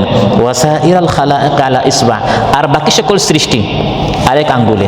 ওই বাকি সকল সৃষ্টির মধ্যে মানুষ আছে, সে মানুষের মধ্যে আমি আপনি একজন, তাহলে আমাদের অস্তিত্ব কোথায়? এক আঙ্গুলে 7 আসমান, এক আঙ্গুলে 7 জমিন, এক আঙ্গুলে গাছ, আর এক আঙ্গুলে হচ্ছে পানি এবং ভেজা মাটি, আর এক আঙ্গুলে সকল সৃষ্টিকে। সহিহ বুখারী বিশুদ্ধ বর্ণনা। তারপর আল্লাহ তাআলা বলবেন আনাল মালিক, এভাবে হাতে রেখে তারপর আল্লাহ তাআলা বলবেন আমি হচ্ছে একমাত্র রাজা, বাদশা। فضحك النبي صلى الله عليه وسلم حتى بدت نواجذه تصديقا لقول الحبر, মহানবী সাল্লাল্লাহু আলাইহি ওয়াসাল্লাম ইহুদির এই কথা শুনে তার কথার সমর্থনে তিনি হেসে ফেললেন, এমনকি মহানবী সাল্লাল্লাহু আলাইহি ওয়াসাল্লামের সামনের দাঁত প্রকাশ পেল। ইহুদির কথাটি দলিল নয়, কিন্তু মহানবী সাল্লাল্লাহু আলাইহি ওয়াসাল্লাম যেটাকে সমর্থন করেছেন ওটা দলিল হয়ে গেছে। কারণ হাদিস বলা হয় আল্লাহ নবীর কথা, কাজ এবং সমর্থনকে। ইহুদি বলেছে, মহানবী সাল্লাল্লাহু আলাইহি ওয়াসাল্লাম এটা ইনকার করেন নাই, এটা ভুল বলে তিনি বলেন নাই, বরং তিনি হেসেছেন এবং সমর্থন দিয়েছেন। তার বোঝা গেল ইহুদিদের কিতাবে সে যা পড়েছে এটা কি সত্য ছিল। তার মানে কিয়ামতের দিন এই ঘটনা ঘটবে। মহানবী সাল্লাল্লাহু আলাইহি ওয়াসাল্লাম এটা শুনে হাসলেন, সমর্থন দিলেন এবং কোরআনের এই আয়াতটি পড়লেন ওয়ামা কাদারুল্লাহ হাক্কা কাদরি, মানুষ আসলে আল্লাহর কদর যথাযথ আল্লাহর মর্যাদা মানুষ করতে পারে নাই। আবার বুখারী মুসলিম এসেছে ইয়াকবিদুল্লাহুল আরদা ওয়া ইয়াতুইস সামা বিয়ামিনি, কিয়ামতের দিন আল্লাহ তাআলা পৃথিবী হাতের মুষ্টিতে নিয়ে নেবেন, 7 জমিনকে আল্লাহ তাআলা তার হাতের মুষ্টিতে নেবেন। ওয়াতুইস সামা বিয়ামিনি, আর আকাশমণ্ডলী 7 আসমানকে ভাঁজ করে আল্লাহ তাআলা তার ডান হাতে পেঁচিয়ে নেবেন। যেরকম কাগজকে পেপার আমরা পেঁচিয়ে নেই ভাঁজ করে, আল্লাহ তাআলা 7 আসমানকে এরকম পেঁচিয়ে ভাঁজ করে নেবেন। তারপর বলবেন আনাল মালিক আনাল জব্বার, আমি হচ্ছে রাজা, আমি হচ্ছে পরাক্রমশালী। আইনা মুলুকুল আরদ, কোথায় পৃথিবীর সেই দাম্ভিক অহংকারী রাজা বাদশা, দীর্ঘদিনের যাদের ক্ষমতা ছিল, যাদের স্বৈর শাসন ছিল, আজ তারা কোথায়? আইনাল জব্বারুন আইনাল মুতাকাব্বিরুন লিমানিল মুলকুল ইয়াউম লিমানিল মুলকুল ইয়াউম লিমানিল মুলকুল ইয়াউম, 3 বার আল্লাহ তাআলা বলবেন। সুম্মা ইউজিবু নাফসাহু জাল্লা ওয়া আলা, তারপর আল্লাহ তাআলা নিজে জবাব দিবেন লিল্লাহিল ওয়াহিদিল কাহ্হার, আজ ক্ষমতা হচ্ছে একমাত্র কেবলমাত্র আল্লাহ তাআলার। সেই কিয়ামতের দিন রাজত্ব শুধু আল্লাহ তাআলার, কথাও চলবে শুধু কার? আল্লাহ তাআলার, নির্দেশ শুধু আল্লাহর চলবে। ইয়াউমা ইয়াকুমুর রূহু ওয়াল মালাইকাতু সাফফান লা ইয়াতাকাল্লামুনা ইল্লা মান আযিনা লাহুর রাহমানু ওয়া ক্বালা সাওয়াবা। আল্লাহ তাআলা বলেন সেই কিয়ামতের দিন হযরত জিবরিল আলাইহিস সালাম থেকে শুরু করে সকল ফেরেশতারা সারিবদ্ধ হয়ে দাঁড়াবে। আল্লাহর অনুমতি ছাড়া কেউ একটি কথা বলতে পারবে না, লা ইয়াতাকাল্লামুন, একটি কথা কেউ বলতে পারবে না, ইল্লা মান আযিনা লাহুর রহমান, যাকে রহমান অনুমতি দিবেন, পারমিশন দিবেন, সে ছাড়া কেউ কোনো কথা বলতে পারবে না। কথাও বলতে পারবে না, সুপারিশও করতে পারবে না। শাফাআত, সুপারিশ, অনেক ভণ্ড পীর আছে যারা তাদের মুরিদদেরকে বলে আসো আমার নিকট মুরিদ হও, আমরা কিয়ামতের দিন সুপারিশ করিয়ে দিব। সুপারিশ করিয়ে দেওয়ার বিষয় না, আল্লাহর পারমিশন, ইজাজত, অনুমতি ছাড়া কেউ কিয়ামতের দিন একটি কথা বলতে পারবে না, অন্যের জন্য সুপারিশ করতে পারবে না, নিজের জন্য কোনো কথা বলতে পারবে না। মান যাল্লাযী ইয়াশফাউ ইনদাহু ইল্লা বিইযনিহি, কে আছে এমন কিয়ামতের দিন আল্লাহর অনুমতি ছাড়া কথা বলতে পারে? সব কথা সেদিন বন্ধ হয়ে যাবে, স্তব্ধ হয়ে যাবে। ওয়া খাশাআতিল আসওয়াতু লিররহমানি ফালা তাসমাউ ইল্লা হামসা, এই দিনে যখন রাজত্ব শুধু আল্লাহ তাআলার, বিচার কার্য পরিচালনা করার জন্য যখন আল্লাহ আসবেন, ওই দিনটি কাফিরদের জন্য কেমন হবে? আল্লাহ তাআলা বলেন ওই দিনটি কাফিরদের জন্য সহজ হবে না। অনেক নাজুক পরিস্থিতি হবে। কাফির, মুশরিক, বেঈমান, ঘুষখোর, সুদখোর, মিথ্যাবাদী, হারামখোর যারা দুনিয়াতে আল্লাহর হুকুম মানত না, অস্বীকার করত, তাদের জন্য কিয়ামতের ওই দিনটি অনেক কঠিন হবে। ওয়াকানা ইয়াওমান আলাল কাফিরিনা আসীরা, আর সেদিনটি কাফিরদের জন্য বড়ই কঠিন হবে। সিংহায় যখন ফুৎকার দেয়া হবে, কিয়ামত যখন সংগঠিত হবে, হাসর হবে, মিজান হবে, আমল নামার পর্ব হবে, পুলসিরাত হবে, এই প্রত্যেকটি পর্ব আল্লাহ তাআলা বলেন বেঈমানদের জন্য সহজ নয়।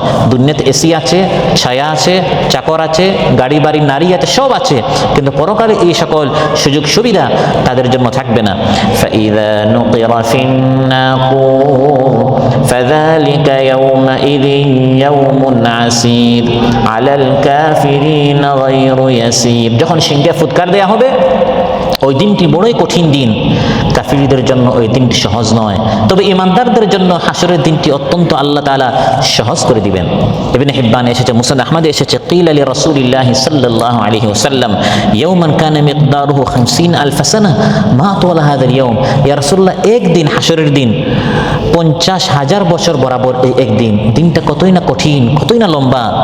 তখন মহানবী সাল্লাল্লাহু আলাইহি ওয়াসাল্লাম ইরশাদ করেন, ওয়াল্লাযী নাফসি বিয়াদিহি, আল্লাহর কসম করে বলছি যার হাতে আমার প্রাণ রয়েছে, ইন্নাহু লা ইউখাফফাফ আলাল মুমিন, ওই দিনটি ঈমানদারদের জন্য এত হালকা করে দেয়া হবে, সহজ করে দেয়া হবে, হাত্তা ইয়াকুনা আখাফফা আলাইহি মিন সালাতিন মাকতুবাতিন ইউসাল্লিহা ফিদ দুনিয়া, একটি ফরজ নামাজ পড়তে যতক্ষণ লাগে ঈমানদার ব্যক্তির জন্য ওই কবর থেকে হাসরে আসা, তারপর সূর্য মাথার উপর আসা, তারপর আল্লাহ এসে হাসর এর ময়দানে আসবেন, বিচার করবেন, হিসাব নেবেন, তারপর রিপোর্ট দেওয়া হবে, মিজান হবে, পুলসিরাত হবে, হাউদে কাউসার হবে, জান্নাত পর্যন্ত পৌঁছা, এই সকল পরিস্থিতি এবং অবস্থা ঈমানদার ব্যক্তির জন্য এই সময়টি হবে এক ফরজ নামাজ আদায় করার যতটুকু সময় ততটুকু, পুরা সময়টা আল্লাহ তাআলা একবার সহজ করে দিবেন। লা ইয়াহজুনুহুমুল ফাজাউল আকবার, ওই বড় আতঙ্কের দিনটি তাদেরকে বিষণ্ণ করবে না, চিন্তিত করবে না। ওয়া তাতালাক্কাহুমুল মালাইকাতু হাযা ইয়াওমুকুমুল্লাযী কুনতুম তুআদুন, ফেরেশতারা তাদেরকে সুখবর দিয়ে দিয়ে জান্নাত পর্যন্ত নিয়ে যাবে। অত্যন্ত আতঙ্কের দিন, কষ্টের দিন, ভীত এবং সন্ত্রস্ত হওয়ার দিন, কিন্তু ঈমানদারদের জন্য এই দিনটা আল্লাহ তাআলা সহজ করে দিবেন। তারপর আল্লাহ তাআলা বয়ান করছেন যে কিয়ামতের দিন যারা বন্ধু নির্বাচন করতে ভুল করবে, অসৎ সঙ্গীর কারণে যারা দিন ত্যাগ করবে, নেক কাজ করবে না, তারা কিভাবে আফসোস করবে, তারা কিভাবে অনুশোচনা করবে, ওই বিষয়টা আল্লাহ তাআলা এরপরে চিত্রটি তুলে ধরছেন। ويوم يعض الظالم على يديه يقول يا ليتني اتخذت مع الرسول سبيلا, আর সেদিন জালিম নিজের হাত দুটো দংশন করতে থাকবে। জালিম ব্যক্তি নিজের হাত কামড়াবে, চামড়া নয়, আঙ্গুল নয়। আফসোস এত বেশি হবে যে জালিম ব্যক্তি তার পুরো হাত কামড়াতে থাকবে আর বলবে ইয়া লাইতানি ইত্তাখাযতু মা'আর রাসূলি সাবিলা, হায় আমি যদি রাসূলের সাথে সৎ পথ অবলম্বন করতাম, এই জালিমের সাথে যদি আমি তার পিছনে না গিয়ে আমি যদি রাসূলের পিছনে যেতাম, এই অসৎ সঙ্গীর পিছনে না গিয়ে রাসূল এবং রাসূলওয়ালা যারা আছে তাদের পিছনে যদি আমি যেতাম, আজ আমি বেঁচে যেতাম, এরকম সে আফসোস করবে। প্রিয় ভাইরা, হাসরের দিনটি, কিয়ামতের দিনটি হবে আফসোসের দিন। অসৎ সঙ্গীর কারণে যেমন জালিমরা আফসোস করবে, নেক কাজ কেন করে নাই, কোরআন কেন মানে নাই, সুন্নাহ কেন মানে নাই, আফসোস আর আফসোস, কিন্তু ওই আফসোস কোনো কাজে আসবে না। আফসোস তো মৃত্যু থেকে শুরু হয়ে যাবে। সহিহ বুখারীতে এসেছে, ক্বালা রাসূলুল্লাহ সাল্লাল্লাহু আলাইহি ওয়াসাল্লাম লা ইয়াদখুলু আহাদুনিল জান্নাতা ইল্লা উরিয়া মাকআদাহু মিনান নারি লাউ আসাআ লিয়াজদাদা শুকরা, ঈমানদার ব্যক্তি যখন জান্নাতের ফয়সালা তার হবে তখন তার সামনে জাহান্নাম দেখানো হবে। বান্দা দেখো, এখন তুমি জান্নাতে যাচ্ছ, তুমি যদি আমার হুকুম না মানতে তাহলে তোমার স্থান হতো জাহান্নামে। এখানে জাহান্নাম তাকে দেখানো হবে, দিন না মানলে সে কোথায় যেত, ফলে সে আল্লাহর শুকরিয়া আদায় করবে। ওয়ালা ইয়াদখুলিন নার আহাদুন ইল্লা উরিয়া মাকআদাহু মিনাল জান্নাতি লাউ আহসানা লিয়াকুনা আলাইহি হাসরা। আবার এক বান্দাকে যখন জাহান্নামে নিক্ষেপ করা হবে তখন তার সামনে জান্নাতের দৃশ্য দেখানো হবে। তুমি আজ জাহান্নামে যাচ্ছ, তুমি যদি কোরআন মানতে, দিন মানতে, তাহলে জান্নাতের এখানে তুমি হতে, ফলে সে খুশি হবে না আফসোস করবে? আফসোস করবে, আহা আমার ঠিকানা হচ্ছে জাহান্নাম, যদি আমি দিনটা মানতাম তাহলে জান্নাতের এখানে আমি থাকতাম। ওই কোথায় সে থাকতো জায়গারই তাকে দেখানো হবে, ফলে সে আফসোস করবে। আফসোস আর আফসোস, অনুশোচনা আর অনুশোচনা। এক পর্যায়ে মানুষ অনুশোচনাকে ডাকবে, আফসোস তুমি কোথায়? আফসোস আর আফসোস, আফসোসকে তো আর ডাকা যায় না, সম্বোধন করা যায় না। কিন্তু কোরআন বলছে কিয়ামতের দিন এত আফসোস করবে তারা আফসোসকে ডাকবে। حتى إذا جاءتهم الساعة بغتة قالوا يا حسرتنا على ما فرطنا فيها وهم يحملون أوزارهم على ظهورهم ألا ساء ما يزرون। যখন কিয়ামত এসে হাজির হবে, হঠাৎ কিয়ামত এসে হাজির, তখন তারা বলবে, আহা আমরা আমাদের সাথে কি করলাম, আমরা কেন খামখেয়ালি করলাম, আমরা কেন গাফলতি করলাম, এই কিয়ামতের বিষয়ে আমরা উদাসীন ছিলাম। তখন তারা তাদের কাঁধে তাদের গুনাহের বোঝা বহন করবে, এই বোঝাটি কতই না নিকৃষ্ট। ইয়া হাসরাতানা, হে আমাদের আফসোস, তারা আফসোসকে ডাকবে। কিয়ামতের দিন জালিমরা এত বেশি আফসোস করবে, ওই কিয়ামতের দিনের এক নামই হচ্ছে আফসোসের দিন। কিয়ামতের দিনের অনেক নাম আছে, ইয়াউমুল কিয়ামা, ইয়াউমুদ্দিন, ইয়াউমুল হিসাব, ইয়াউমুত তানাদ, ইয়াউমুত তালাক। এভাবে নামগুলোর মধ্যে এক নামে হচ্ছে ইয়াউমুল হাসরা, অর্থাৎ আফসোসের দিন। বুখারী মুসলিমে এসেছে, ক্বালা রাসূলুল্লাহ সাল্লাল্লাহু আলাইহি ওয়াসাল্লাম ইউজাউ বিল মাউতি ইয়াউমাল কিয়ামাতি কাআন্নাহু কাবশুন আমলাহ। মৃত্যুকে কিয়ামতের দিন আনা হবে একটি সাদা ভেড়ার মতো, একটি সাদা মেষের আকারে তাকে উপস্থিত করা হবে। ফায়ুকাফু বাইনাল জান্নাতি ওয়ান নার, মৃত্যুকে সাদা একটি মেষের আকারে এনে জান্নাত এবং জাহান্নামের মধ্যস্থলে তাকে দাঁড় করানো হবে। ফায়ুকালু ইয়া আহলাল জান্নাহ হাল তারিফুনা হাযা, তারপর জান্নাতবাসী, তারা তো ডান দিকে থাকবে, তাদেরকে বলা হবে, হে জান্নাতবাসী, এই সাদা মেষ, এই যে ভেড়া, তোমরা তাকে চিনো নাকি? ফায়াশরাইবুনা ওয়া ইয়ানদুরুন, তারা মাথা তুলে দেখবে, তারা বলবে, নাম হাদাল মাউত, এটা হচ্ছে মাউত, মৃত্যু। কারণ আগে মৃত্যুর সাথে তাদের সাক্ষাৎ হয়েছে। মৃত্যু এই ধাপ অতিক্রম না করে কেউ তো জান্নাতে যায় নাই, কেউ তো জাহান্নামে যায় নাই, সবাই তার অতীতকালে কোন এক সময় মারা গিয়েছে। এজন্য সবাই মৃত্যুকে চিনে। জান্নাতবাসী বলবে, আমরা তাকে চিনি, এ হচ্ছে মাউত, মৃত্যু। তারপর জাহান্নামবাসীকে, যারা বাম দিকে থাকবে, তাদেরকে ডাকা হবে, ইয়া আহলান নার হাল তারিফুনা হাযা, এটাকে তোমরা চিনো? ফায়াশরাইবুনা ওয়া ইয়ানদুরুন, তারাও মাথা তুলে দেখবে, তারাও বলবে, নাম হাদাল মাউত, এ হচ্ছে মৃত্যু। তারপর এই দিকে জান্নাতবাসী, এই দিকে জাহান্নামবাসী, মধ্যস্থলে এই যে সাদা মেষ, মৃত্যুকে জবাই করা হবে। ফায়ুমারু বিহি ফায়ুযবাহ, হুকুম করা হবে, এখন মৃত্যুকে জবাই করো। এতদিন সবার শেষ ছিল মৃত্যু, সবাইকে মারা যেতে হতো, এখন মৃত্যুকে মরতে হবে, মৃত্যু শেষ। তারপর জান্নাতবাসীকে বলা হবে, ইয়া আহলাল জান্নাহ, হে জান্নাতবাসী, এখন আর মৃত্যু নেই। খুলুদুন ফালা মাউত, চিরকাল জান্নাত থাকতে হবে, আর কোনো মৃত্যু নেই। ওয়া ইয়া আহলান নার খুলুদুন ফালা মাউত, হে জাহান্নামবাসী, চিরকাল জাহান্নামে থাকতে হবে, অনন্তকালের জন্য আর কোনো মৃত্যু নাই। তখন জাহান্নামবাসীদের আফসোস শুরু হবে, আহা এই ভিসা তো 1-2 মাসের জন্য নয়, 1-2 বছরের জন্য নয়, অনন্তকালের জন্য আমরা যে জাহান্নামে আসলাম। আফসোস আর আফসোস, এই দিন সম্পর্কে আমরা কেন গাফিল ছিলাম। কোরআনের মধ্যে আল্লাহ তাআলা ইরশাদ করেন যে আয়াতটি, এই হাদিস পড়ে এই আয়াতটি রাসূল সাল্লাল্লাহু আলাইহি ওয়াসাল্লাম তিলাওয়াত করলেন। সুম্মা ক্বারা রাসূলুল্লাহ সাল্লাল্লাহু আলাইহি ওয়াসাল্লাম ওয়া আনদিরহুম ইয়াওমাল হাসরাতি ইয কুদিয়াল আমরু ওয়া হুম ফি গাফলাতিন ওয়া হুম লা ইউমিনুন। আল্লাহ তাআলা বলেন, তাদেরকে সতর্ক করুন আফসোসের দিনের কথা। ওই আফসোসের দিন যখন আসবে, সব বিষয় চূড়ান্ত হয়ে যাবে, অথচ তারা এখনো গাফিল, তারা ঈমান আনছে না। কিয়ামতের দিন এভাবে মানুষ আফসোস করবে, মস্কারি করে, হাসাহাসি করে, ঠাট্টা বিদ্রুপ করে, ঈমানদারদেরকে নিয়ে, দিনদারদেরকে নিয়ে।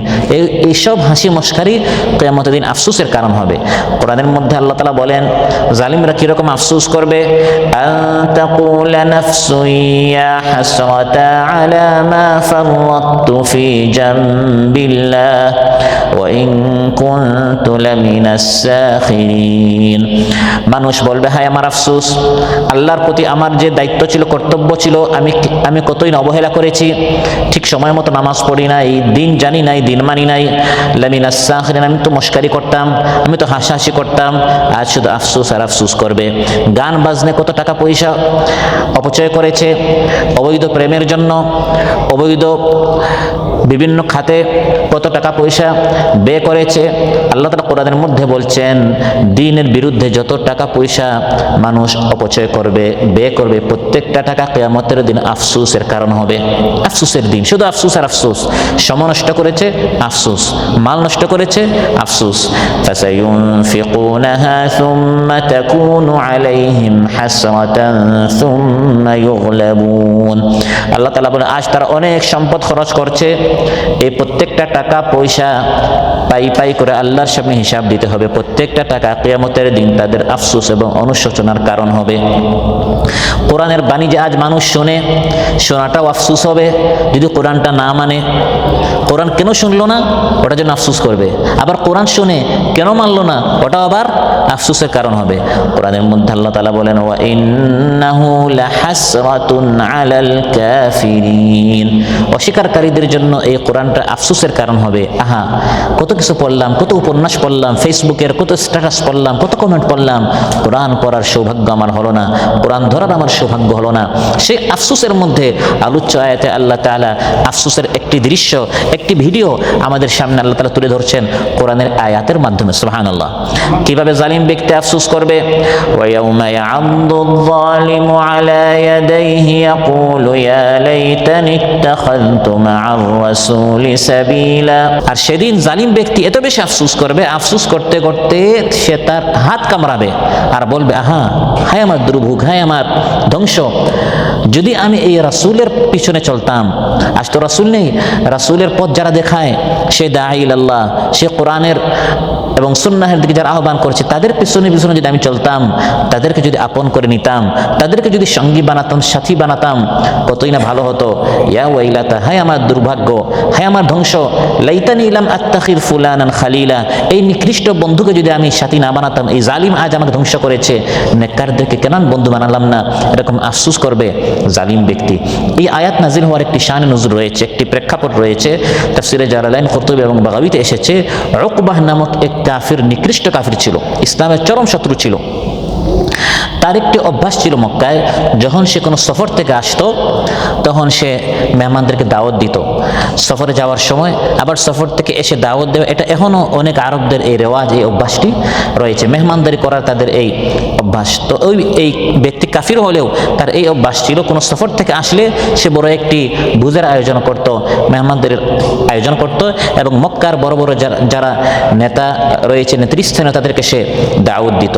আবার সে এক সময় রাসূল সাল্লাল্লাহু আলাইহি ওয়াসাল্লামের বন্ধু ছিল। তো এক সফর থেকে ফিরে আসলো, সবাইকে দাওয়াত দিল, রাসূল সাল্লাল্লাহু আলাইহি ওয়াসাল্লামকে সে দাওয়াত দিল। মহানবী সাল্লাল্লাহু আলাইহি ওয়াসাল্লামের সামনে যখন এই দাওয়াতের সময় সে খাবার সামনে আনলো, ফালাম্মা কাররাবা আত-তাআমা ক্বালা রাসূলুল্লাহ সাল্লাল্লাহু আলাইহি ওয়াসাল্লাম মা আনা বিআকিলিন তাআমাক হাত্তা তাশহাদা আল্লা ইলাহা ইল্লাল্লাহ ওয়া আন্নী রাসূলুল্লাহ। যখন তার সামনে খাবার আনা হলো, মহানবী সাল্লাল্লাহু আলাইহি ওয়াসাল্লাম বললেন, আমি তোমার খাবার খাবো না কালিমা না পড়া পর্যন্ত, তুমি আগে ইসলামের, ঈমানের, তাওহীদের এবং রিসালাতের সাক্ষ্য দাও, তারপর আমি তোমার খাবার গ্রহণ করব। উকবা সে চিন্তা করলো, একজন মেহমান আসলো, আমি যদি তার কথা মতো কালিমা না পড়ি আর সে যদি এখান থেকে চলে যায়, এটা আমার মান সম্মানের বিষয়। তখন সে কালিমা পড়লো। পরবর্তীতে দাওয়াতের পর তার আরেক বন্ধু ছিল, তার একবার কাছের বন্ধু, অন্তরঙ্গ বন্ধু, যার নাম হচ্ছে উবাই ইবনু খালাফ। উবাই তখন উকবাকে বলল, হে উকবা, আমি শুনলাম তুমি নাকি ধর্ম ত্যাগ করেছো, সাবাতা, তুমি নাকি ইসলাম গ্রহণ করেছো। তখন উকবা বলল, না না বন্ধু, আমি আসলে ইসলাম গ্রহণ করি নাই, মুহাম্মদকে দাওয়াত দিয়েছিলাম। এখন সবার সামনে সে আমাকে বলল, আমি যদি কালিমা না পড়ি সে নাকি মেহমানদারি গ্রহণ করবে না। এখন একজন মেহমান আমার ঘরে আসলো, সে যদি না খেয়ে যায়, আমি মক্কার একজন সম্ভ্রান্ত এবং উঁচু ফ্যামিলির এক ব্যক্তি, সবাই আমাকে চিনে, একজন মেহমান আমার ঘর থেকে না খেয়ে চলে যাবে, এটা তো হতে পারে না, এজন্য আমি কালিমা পড়েছিলাম। তখন উবাই বলল, মা আনা বিল্লাযী আরদা আনক, এই কথা বলে তুমি আমাকে বুঝ দিতে পারবে না, আমি তখন বন্ধু হিসেবে তোমার উপর খুশি হব। ইল্লা আন তাতিয়াহু ফাতাবযুকা ফি ওয়াজহি, মুহাম্মাদের নিকট যাবে এবং তার মুখে তুমি থুতু ফেলবে। নাউযুবিল্লাহ। বন্ধু বলছে তার বন্ধুকে, আমি শুনেছি তুমি ইসলাম গ্রহণ করেছো, তুমি যে আসলে ইসলাম গ্রহণ করো নাই, তুমি যে এখনো আমার পক্ষে, মুহাম্মাদের পক্ষে না, এটা প্রমাণ করার জন্য তোমাকে মুহাম্মাদের নিকট যেতে হবে এবং প্রকাশ্যে তার মুখে তোমার কি ফেলতে হবে, থুতু ফেলতে হবে। ফাফআলা যালিকা উকবা, উকবা তাই করলো। নাউযুবিল্লাহ। এই প্রেক্ষিতে আল্লাহ তাআলা আয়াত নাজির করলেন যে এই জালিম কিয়ামতের দিন আফসোস করবে, আমি রাসূলের সাথে তো কালিমা পড়েছিলাম, যদি রাসূলের সাথেই থাকতাম কতই না ভালো হতো। ইয়া ওয়াইলাতা লাইতানি লাম আত্তাখিয ফুলানান খালিলা, আহা ওই উবাই ইবনে খালাফকে যদি আমি বন্ধু হিসেবে গ্রহণ না করতাম আমার জন্য কত ভালো হতো। ওই নিকৃষ্ট বন্ধুর কারণে আজ আমার ইসলাম ত্যাগ করতে হলো, রাসূল সাল্লাল্লাহু আলাইহি সাথে আমাকে এই বেয়াদবি করতে হলো। আজ কত বন্ধু আমাদের সমাজেও আছে, বন্ধুর নামাজ ত্যাগ করার কারণ হয়, গীবত করার কারণ হয়, লেনদেনের মধ্যে মানুষের সাথে ধোঁকাবাজি করার বন্ধু কারণ হয়। বলে আরে এই যুগে এত স্বচ্ছ থাকা যায় নাকি, এত আমানতদারি করা যায় নাকি, এরকম তাকে উৎসাহিত করে এবং বাটপারিকে সে বুঝায় যেটা হচ্ছে চৌকস এবং চতুরতার একটা আলামত। আজকাল একটু চতুর হতে হয়, চালাক হতে হয়, বুঝতে হয়, এরকম তাকে উস্কাতে একসময় যে বন্ধুটি ভালো ছিল, সৎ ছিল, আমানতদার ছিল, সে এখন খেয়ানত করা শুরু করে ওই বন্ধুর কারণে। তাই রাসূল সাল্লাল্লাহু আলাইহি ওয়াসাল্লাম হাদিসের মধ্যে আমাদেরকে সাথী বন্ধু নির্বাচন করতে খুব সাবধান হতে বলেছেন। আবু দাউদ এবং তিরমিজিতে এসেছে ক্বালা রাসূলুল্লাহ সাল্লাল্লাহু আলাইহি ওয়াসাল্লাম আর-রাজুলু আলা দীনি খালিলিহি ফালিয়ানজুর আহাদুকুম মান ইউখালিল। প্রত্যেক মানুষ অভ্যাসগতভাবে বন্ধুর যে ধর্ম, বন্ধুর যে চাল চলন, এটাই মানুষ সাধারণত অবলম্বন করে। অতএব কিরূপ লোককে তুমি বন্ধুরূপে গ্রহণ করবে এটা ভালো করে তুমি দেখে নাও। কাতারে এসেছেন, একটা রুমে উঠলেন, একটা এলাকায় গেলেন, যে কারোর সাথে উঠা বসা করবেন না। হ্যাঁ, দাওয়াত দেওয়ার জন্য আপনি যে কারোর সাথে চলতে পারেন, তাকে দাওয়াত দেওয়ার জন্য, কিন্তু একটা হচ্ছে বন্ধু, একটা হচ্ছে অন্তরঙ্গ বন্ধু, দিলি দোস্ত, একবার অন্তরের বন্ধু যাকে আপনি অন্তর থেকে ভালোবাসেন, এটা খুব চিন্তা করে আপনাকে বাছাই করতে হবে। কারণ আরবিতে বলা হয় আস-সাহিবু সাহিব, বন্ধু বন্ধুকে টানে। আনিল মারই লা তাসআল ওয়াসাল আন কারিনিহি ফাকুল্লু কারিনিন বিল মুকারানি ইয়াক্তাদি। কোন এক মানুষ সম্পর্কে তুমি আমাকে জিজ্ঞাসা করিও না লোকটা কেমন, আমাকে জিজ্ঞাসা করো তার বন্ধুরা কারা। আপনি যদি আমাকে বলতে পারেন সে কার সাথে চলে, আমি আপনাকে বলে ফেলবো এই লোকটা কেমন। আপনার লোক ভালো না খারাপ আপনার সম্পর্কে গবেষণা না করে আপনি যাদের সাথে চলেন তাদের সম্পর্কে গবেষণা করলে আমি বুঝে ফেলবো আপনি কেমন। কারণ নামাজিদের সাথে চলে, ভালো লোক ভালো লোকদের সাথে চলে। আপনি দেখবেন আপনি একটা এলাকায় থাকেন, আপনার পাশের রুমে এক লোক মনে করেন মদের ব্যবসা করে বা নেশার ব্যবসা করে, এটা আপনি জানেন না, কিন্তু ওই সাহানিয়ায় থাকে, আলকুরে থাকে, ওয়াকরায় থাকে, ওই লোক কিন্তু তার খবর জানে। কারণ এক নেশাখোর আর এক নেশাখোর খবর জানে, এক নামাজি আর এক নামাজির খবর জানে। সুবহানাল্লাহ। তাহলে কে কাদের সাথে চলে ওই বন্ধু দেখেই লোকটা কেমন এটা বোঝা যায়। তাই আবু দাউদ তিরমিজিতে এসেছে ক্বালা রাসূলুল্লাহ সাল্লাল্লাহু আলাইহি ওয়াসাল্লাম লা তুসাহিব ইল্লা মুমিনা, ঈমানদারদেরকে বন্ধু বানাও, ফলে তুমি ঈমানদার হবে, তোমার ঈমান বাড়বে, বিপদে তারা তোমার দিলটা মজবুত রাখবে, তুমি হতাশ হবে না, নিরাশ হবে না, তারা তোমাকে ইস্তিকামতের সাথে দ্বীনি কাজ চালিয়ে যেতে উৎসাহিত করবে। এভাবে যারা দিনদারদেরকে ঈমানদারদেরকে বন্ধু বানাবে তাদেরকে আল্লাহ তাআলা ভালোবাসেন। সুবহানাল্লাহ। কারণ আপনি আল্লাহর প্রিয় লোকদেরকে, আল্লাহর প্রিয় বান্দাদেরকে আপনি বন্ধু বানিয়েছেন, এই জন্য আল্লাহ আপনাকে ভালোবাসেন। মুসনাদ আহমদে এসেছে যে আল্লাহ তাআলা হাদিসে কুদসিতে বলেন ওয়াজাবাত মাহাব্বাতি লিল মুতাহাব্বিনা ফিয়া ওয়াল মুতাজালিসিনা ফিয়া ওয়াল মুতাজাওয়িরিনা ফিয়া ওয়াল মুতাবাদিলিনা ফিয়া। যারা আমি আল্লাহকে ভালোবেসে, আমার প্রিয়দেরকে যারা ভালোবাসে, আমার প্রিয়দের সাথে যারা বসে, আমার প্রিয়দেরকে যারা জিয়ারত করে দেখতে যায়, আমার প্রিয়দের উপর যারা খরচ করে। আপনি একজন মেহমানদারি করালেন, সে আল্লাহর প্রিয় বান্দা হিসাবে, লোকটা খুব ভালো নেককার, দেখে আপনি তাকে মেহমানদারি করালেন, আপনার খরচ হচ্ছে, সময় দেওয়া হচ্ছে ভালো লোকদের সাথে। আল্লাহ বলেন ওয়াজাবাত মাহাব্বাতি, এই লোকটাকে ভালোবাসা আমার উপর ওয়াজিব হয়ে যায়। সুবহানাল্লাহ। আর যারা আল্লাহর জন্য পরস্পর ভালোবাসে, নেককারদেরকে যারা বন্ধু বানায়, কিয়ামতের দিন কঠিন গরমে আরশের ছায়ায় আল্লাহ তাআলা স্থান করে দিবেন। বুখারী মুসলিমে এসেছে সাবআতুন ইউযিল্লুহুমুল্লাহু ফি যিল্লিহি ইয়াওমা লা যিল্লা ইল্লা যিল্লু, সাত দলকে আল্লাহ তাআলা আরশের ছায়ায় স্থান করে দিবেন যেদিন আল্লাহর আরশের ছায়া ছাড়া অন্য কোনো ছায়া থাকবে না। এর মধ্যে এক দল হচ্ছে ওয়ারাজুলানি তাহাব্বা ফিল্লাহ ইজতামাআ আলাইহি ওয়া তাফাররাকা আলাইহি, সেই দল যারা, সেই দুই ব্যক্তি যারা পরস্পর ভালোবেসেছে আল্লাহর জন্য। আপনি আমার বন্ধু কেন? দুনিয়ার জন্য নয়, দুনিয়ার কোনো স্বার্থে নয়, আল্লাহর জন্য। কোরআনের মাহফিলে একসাথে বসেছি, সুবহানাল্লাহ, পরিচয় হয়েছে, বন্ধুত্ব হয়েছে, এজন্য আল্লাহ তাআলা খুশি হয়ে আর সে ছায়ায় স্থান করে দেবে। সুবহানাল্লাহ। কারো সঙ্গী হওয়ার সাথে এত গুরুত্বপূর্ণ বিষয়, কুকুরের মতো একটি প্রাণী, ভালো লোক, কাহাফওয়ালা, যারা একদল যুবক ছিল কাহাফ পাশে, এই যে জুমার দিন সূরা কাহাফ পড়তে হয়, এখানে একদল যুবক কাহাফবাসীদের কথা বলা হয়েছে, সাথে এক কুকুরের কথা বলা হয়েছে, কারণ সে ভালো লোকদের সাথে চলেছে, ফলে এই কুকুর তার আলোচনা কোরআনের মধ্যে কাহাফবাসীর সাথে চলে এসেছে। সুবহানাল্লাহ। ভালো লোকদের সাথে থাকার কারণে কুকুর হওয়া সত্ত্বেও তার আলোচনা কোরআনের মধ্যে একটি আল্লাহর পবিত্র কালামে স্থান পেয়েছে। সুবহানাল্লাহ। সায়াকুলুনা সালাসাতুর রাবিউহুম কালবুহুম, কেউ বলে 3 জন চতুর্থ কুকুর, কেউ বলে 4 জন পঞ্চম কুকুর, কেউ বলে 7 জন অষ্টম কুকুর। এই যে বারবার কুকুরের কথা আল্লাহ বলছেন, কারণ সে ভালো লোকদের, কালবুহুম, সে তাদের কুকুর হয়েছে। কাদের? ভালো লোকদের, কাহাফবাসীদের। কিয়ামতের দিন যাদের সাথে আপনার বন্ধুত্ব, যাদের সাথে আপনার উঠা বসা, তাদের সাথে আপনার হাসর হবে। বুখারীতে এসেছে আল মারউ মা মান আহাব্বা, যে যাদেরকে ভালোবাসে তাদের সাথে তার হাসর হবে, তাদের সাথে তার বিচার হবে। কিয়ামতের দিন সকল বন্ধুত্বের সম্পর্ক ছিন্ন হয়ে যাবে। আজ একসাথে হাসাহাসি, মস্কারি এবং ইসলাম এবং দিনের কথা যারা বলে তাদেরকে নিয়ে ঠাট্টা করতে, টিটকারি করতে কত ভালো লাগে, একসাথে কত হাসাহাসি আড্ডা মারছে এবং খেলতামাশা করছে। এইসব বন্ধুত্ব হাসাহাসি কিয়ামতের দিন কান্নার কারণ হবে, আফসোসের কারণ হবে, শত্রুতার কারণ হবে। আল্লাহ তাআলা বলছেন যে কিভাবে তারা আফসোস করবে, ইয়াদু যালিমু আলা ইয়াদি, জালিম ব্যক্তি তার হাত কামড়াবে। আল আখিল্লাউ ইয়াউমাইযিন বা'দুহুম লিবা'দিন আদুন ইল্লাল মুত্তাকিন। আল্লাহ তাআলা বলেন সকল বন্ধুরা কিয়ামতের দিন একে অপরের শত্রু হয়ে যাবে মুত্তাকি বান্দা ছাড়া। সুবহানাল্লাহ।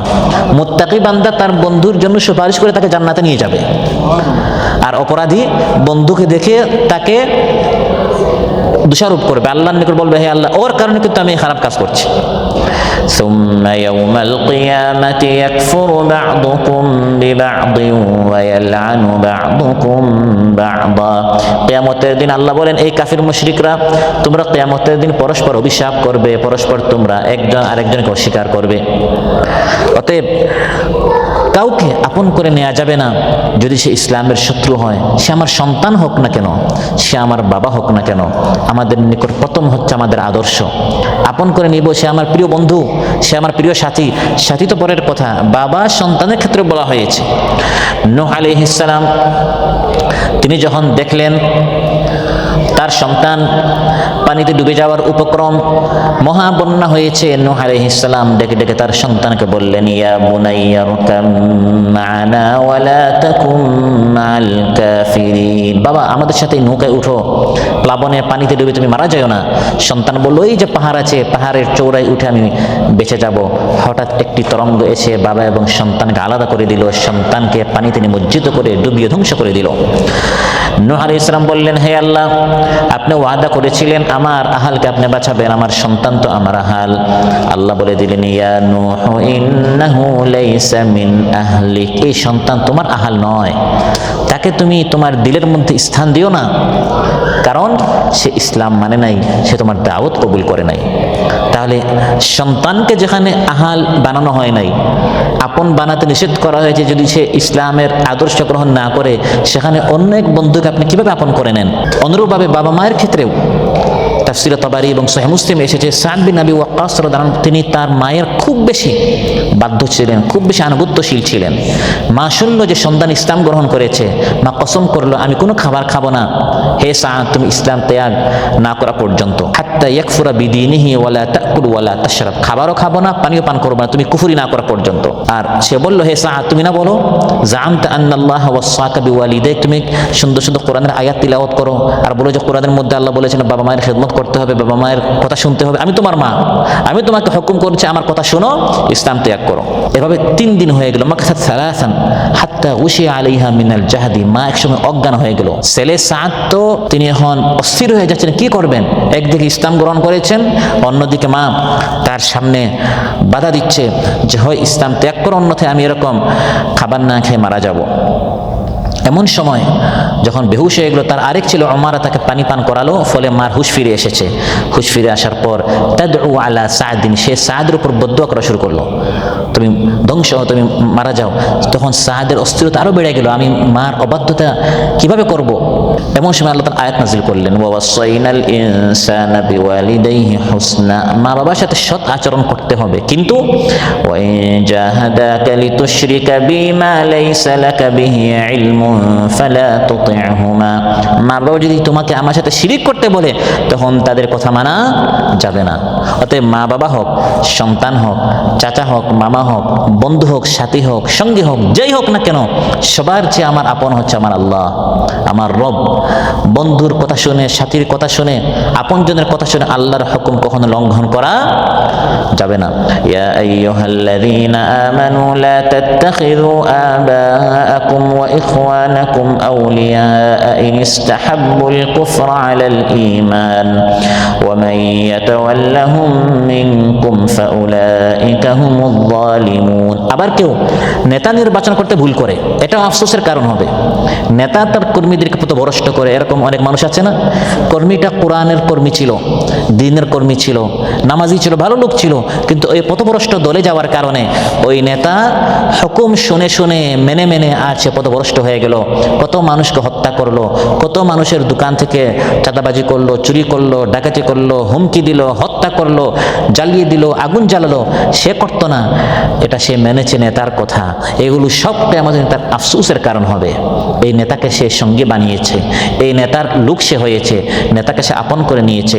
নেতা নির্বাচন করতে যদি কেউ ভুল করে, নেতাকে যদি রাসূল সাল্লাল্লাহু আলাইহি ওয়াসাল্লামের চেয়ে বেশি আপন অন্তরঙ্গ বন্ধু হিসাবে কেউ বানায়, তাহলে এর চরম মূল্য কিয়ামতের দিন তাকে দিতে হবে।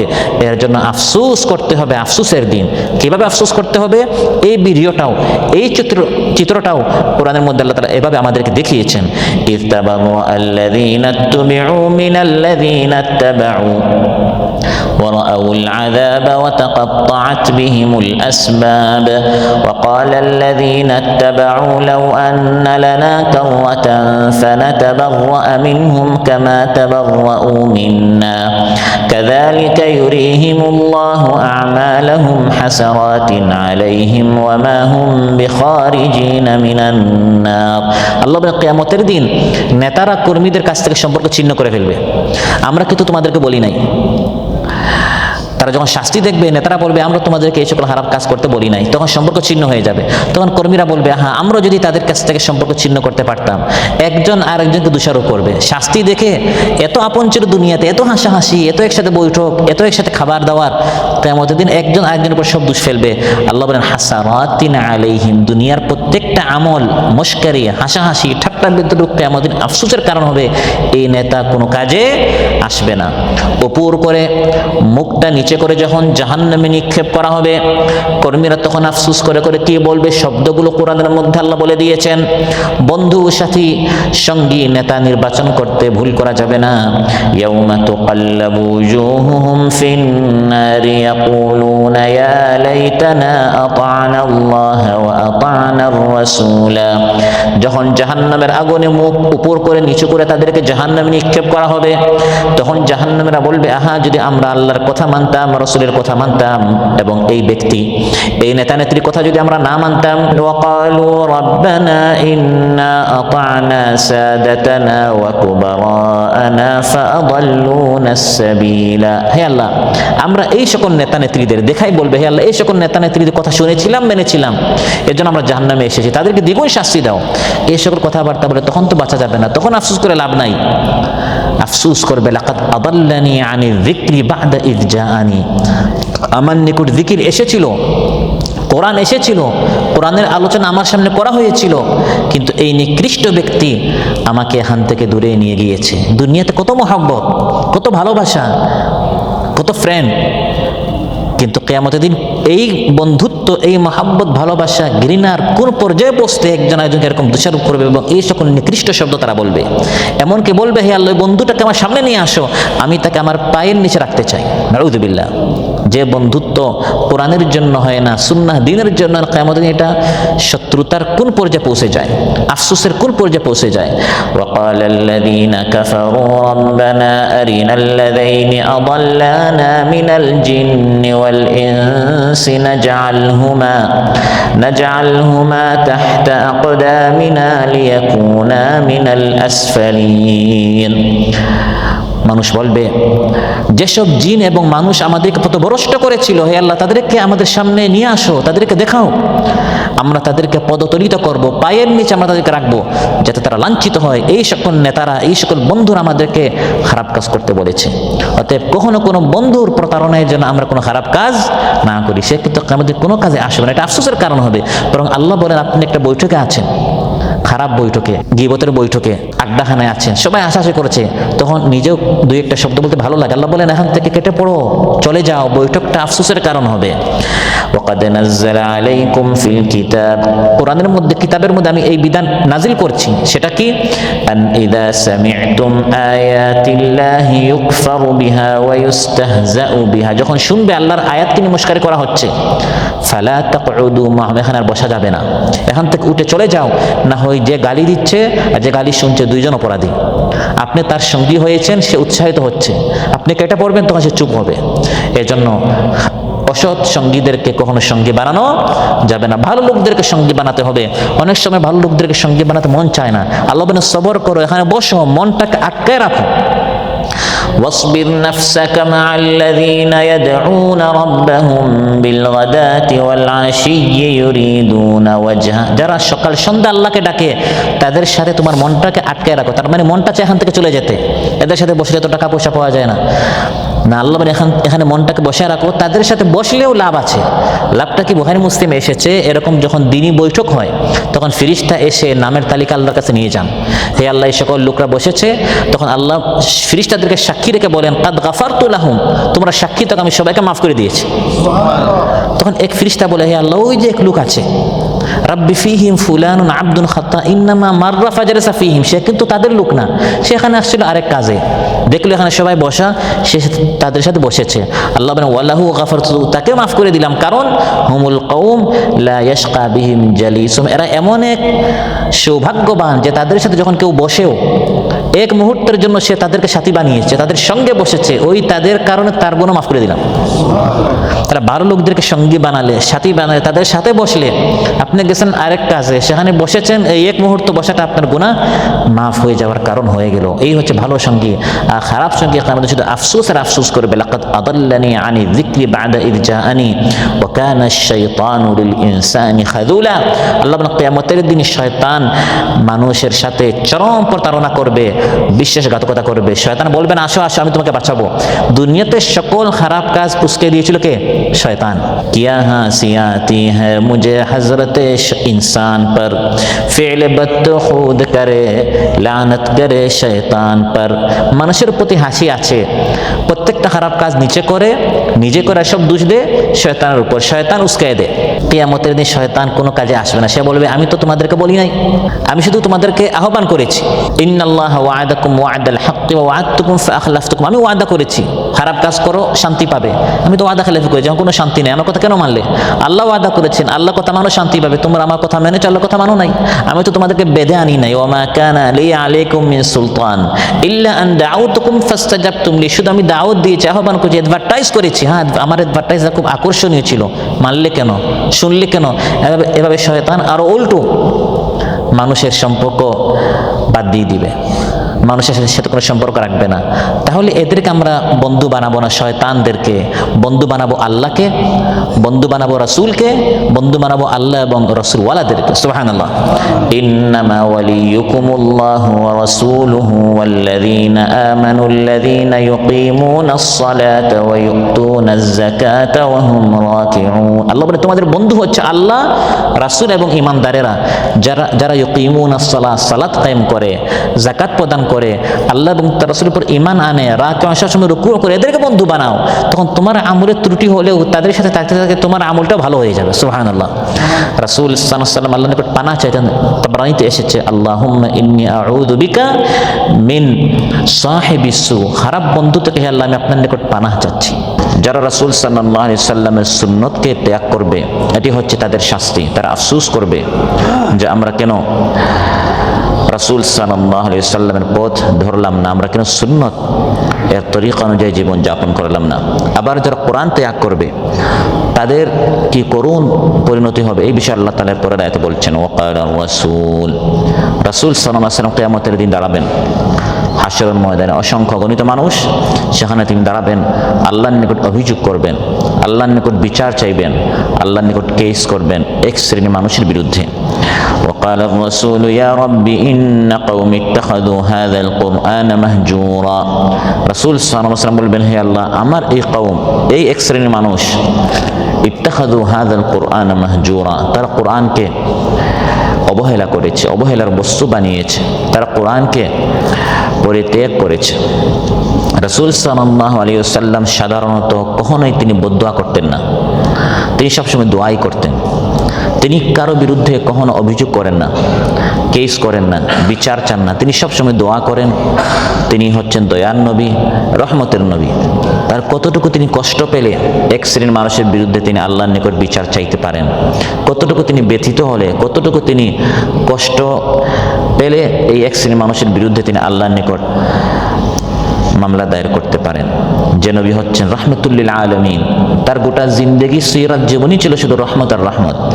ওয়ামা আরসালনাকা ইল্লা রাহমাতাল লিল আলামিন, হে নবী আমি আপনাকে গোটা বিশ্ববাসীর জন্য রহমত করে পাঠিয়েছি।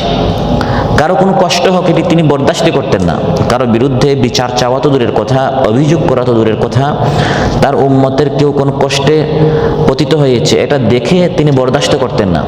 কোরআনের মধ্যে আল্লাহ তাআলা ইরশাদ করেন, লাকাদ জাআকুম রাসূলুম মিন আনফুসিকুম আজিজুন আলাইহি মা আনিতুম হারিসুন আলাইকুম বিল মুমিনিনা রাউফুর রহিম, তোমাদের নিকট এমন রাসূল এসেছেন, তোমাদের মধ্য থেকে একজন রাসূল, তিনি তোমাদের কল্যাণকামী, তোমাদের কোনো কষ্ট তিনি বরদাস্ত করেন না, তোমাদের কোনো কষ্ট হোক এটা তিনি কখনো সহ্য করেন না। কোনো অবস্থায় তিনি হাত উঠিয়ে কারোর জন্য বদদুয়া করতেন না, কারণ বদদুয়া হলেই তো তাদের উপর শাস্তি আসবে, তারা কষ্টে পতিত হবে।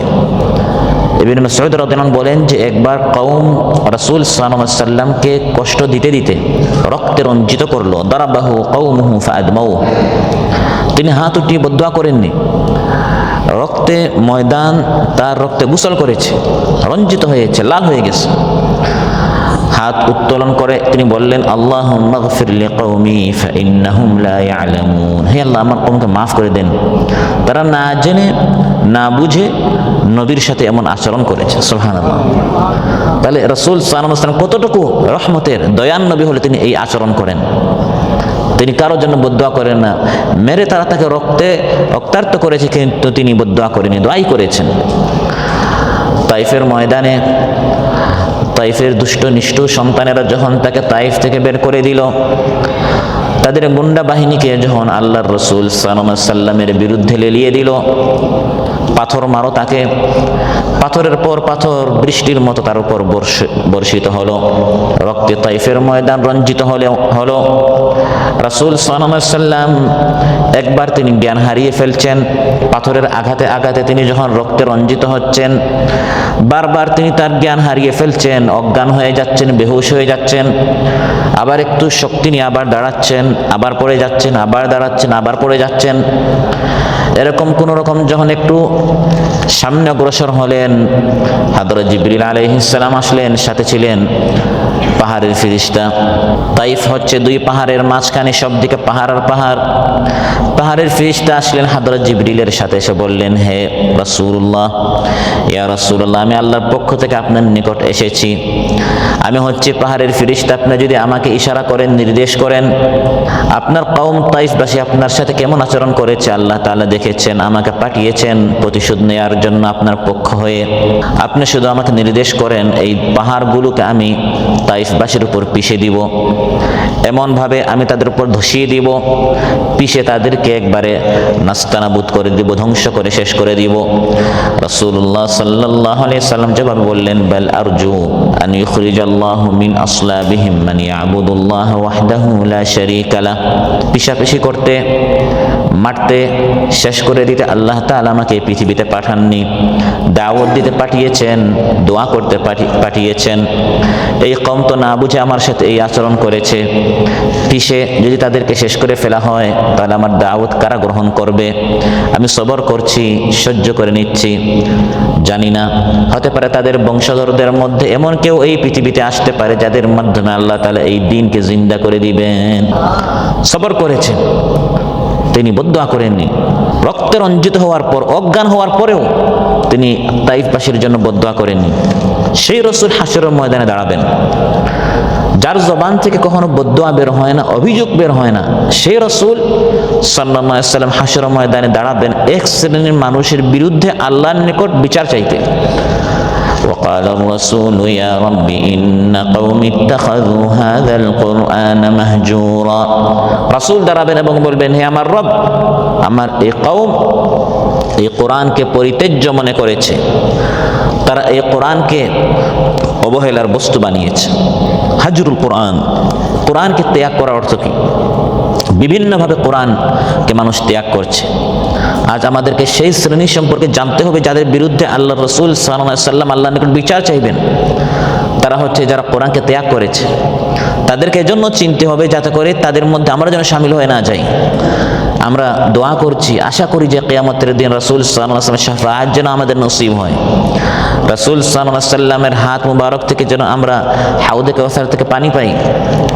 সে জায়গায় যদি হতভাগ্য এক শ্রেণীর মধ্যে আল্লাহ না করুক শামিল হয়ে গেলাম যাদের বিরুদ্ধে আল্লাহ রাসূল সাল্লাল্লাহু আলাইহি ওয়াসাল্লাম বিচার চাচ্ছেন, তারা তো শাফাআত সুপারিশ পাওয়া তো দূরের কথা, চিরতরে এই বান্দা ধ্বংস হয়ে যাবে। সেজন্য জানতে হবে যে কি কি করলে কোরআন ত্যাগ করা হয়, যাতে করে আমরা কখনো কোরআন ত্যাগ করব না। এক, কোরআনের উপর ঈমান আনাকে ত্যাগ করা, কোরআনকে অস্বীকার করা, কোরআনকে কুফরি করা। وقال الذين كفروا لن نؤمن بهذا القرآن ولا بالذي بين يديه। কাফিররা বলল, হে মুহাম্মদ শোনো, তোমার এই কোরআনের উপর আমরা ঈমান আনবো না। তুমি যতই আলোচনা করো, যতই তুমি জান্নাত জাহান্নামের আয়াত আমাদেরকে শোনাও, আমরা কোরআনের উপর ঈমান আনবো না। সাফ কাফিররা আল্লাহর নবীকে শুনিয়ে দিল।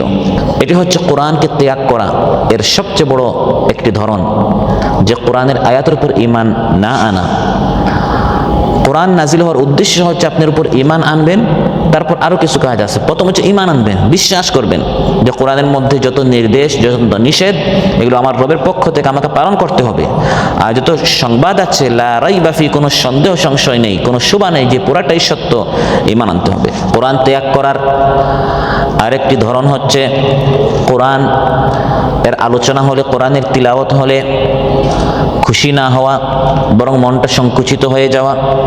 কোরআনের একটি দাবি হচ্ছে কোরআনের উপর ঈমান আনতে হবে।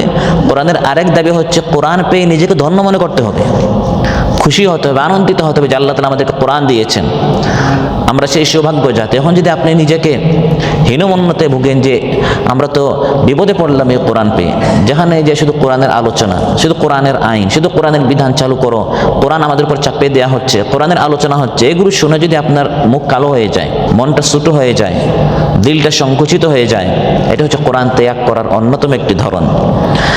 ঈমানদারদের সম্পর্কে আল্লাহ তাআলা ইরশাদ করেন, ওয়াল্লাযীনা আতাইনাহুমুল কিতাবা ইয়াফরাহুনা বিমা উনজিলা ইলাইক। ঈমানদারেরা ইয়াফরাহুন, হে নবী আপনার প্রতি যে কোরআন নাযিল হয়েছে এটা পেয়ে তারা নিজেদেরকে ধন্য মনে করে, তারা আনন্দিত হয়, খুশি হয়। সুবহানাল্লাহ।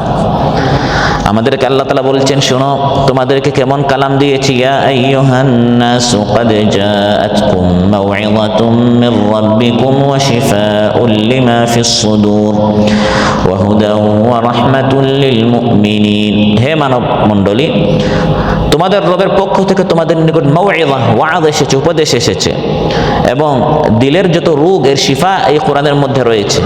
ঈমানদারদের জন্য হিদায়াত এবং রহমত এই কোরআনের মধ্যে রয়েছে। হয়েছে। এমন একটি কালাম তোমরা পেয়ে যখন কি করবে?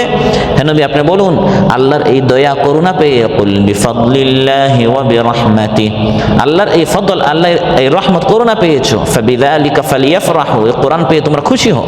ইমানদারেরা কোরআন পেয়ে খুশি হয়, আর কাফির মুশরিক বেঈমান নাফরমানেরা কোরআনকে নিয়ে খুশি করতে এই কাজটাকে তারা ত্যাগ করে, অর্থাৎ কোরআন পেয়ে তারা মনটা সংকুচিত হয়ে যায়, নারাজ হয়ে যায়। কোরআন পেয়ে তারা নিজেদেরকে মনে করে আমরা বিপদে পড়লাম, আমরা মধ্যযুগের দিকে আমরা চলে যাচ্ছি, আমাদেরকে মৌলবাদ বানানো হচ্ছে, আমাদেরকে উগ্র বানানো হচ্ছে, আমাদেরকে জঙ্গি বানানো হচ্ছে, আমাদেরকে রক্ষণশীল বানানো হচ্ছে। এই চাকচিক্যময় শব্দগুলো আমাদেরকে শুনিয়ে কোরআন থেকে আমাদেরকে বিমুখ যারা করতে চায় এরা কোরআন ত্যাগ করেছে। وَإِذَا ذَكَرْتَ رَبَّكَ فِي الْقُرْآنِ وَحْدَهُ وَلَّوْا عَلَى أَدْبَارِهِمْ نُفُورًا। আল্লাহ তাআলা বলেন, হে নবী যখন আপনি কোরআনের মধ্যে একক আল্লাহর আলোচনা করেন তখন তারা বিমুখ হয়ে এখান থেকে পিঠ দিকে চলে যায়, কোরআন ভালো লাগে না। এটি হচ্ছে কোরআন ত্যাগ করার অন্যতম একটি ধরন। কোরআন ত্যাগ করার আরেকটি ধরন হচ্ছে যাদের বিরুদ্ধে রাসূল সাল্লাল্লাহু আলাইহি ওয়াসাল্লাম কিয়ামতের দিন অভিযোগ করবেন, বিচার চাইবেন, কোরআন শোনাকে ত্যাগ করা। আজ এই দিনে, এই সপ্তাহে, এই মাসে আপনি কত কিছু শুনলেন, আমি আপনি কত কিছু শুনলাম, ভালো হোক মন্দ হোক। অনেকে তো মন্দই শুনে, গীবত শুনে, গান বাজনা শুনে, আর ভালো হলেও মানুষের গল্প শুনলাম, আলোচনা শুনলাম, কিন্তু কতটুকু আমরা আল্লাহর আয়াত শুনেছি, কতটুকু আমরা কোরআনের আলোচনা শুনেছি।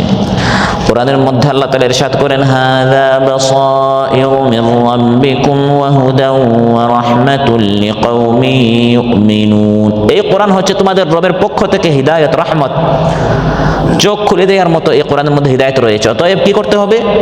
ওয়া ইযা কুরিআল কুরআনু ফাসতামিউ লাহু ওয়া আনসিতু লাআল্লাকুম তুরহামুন।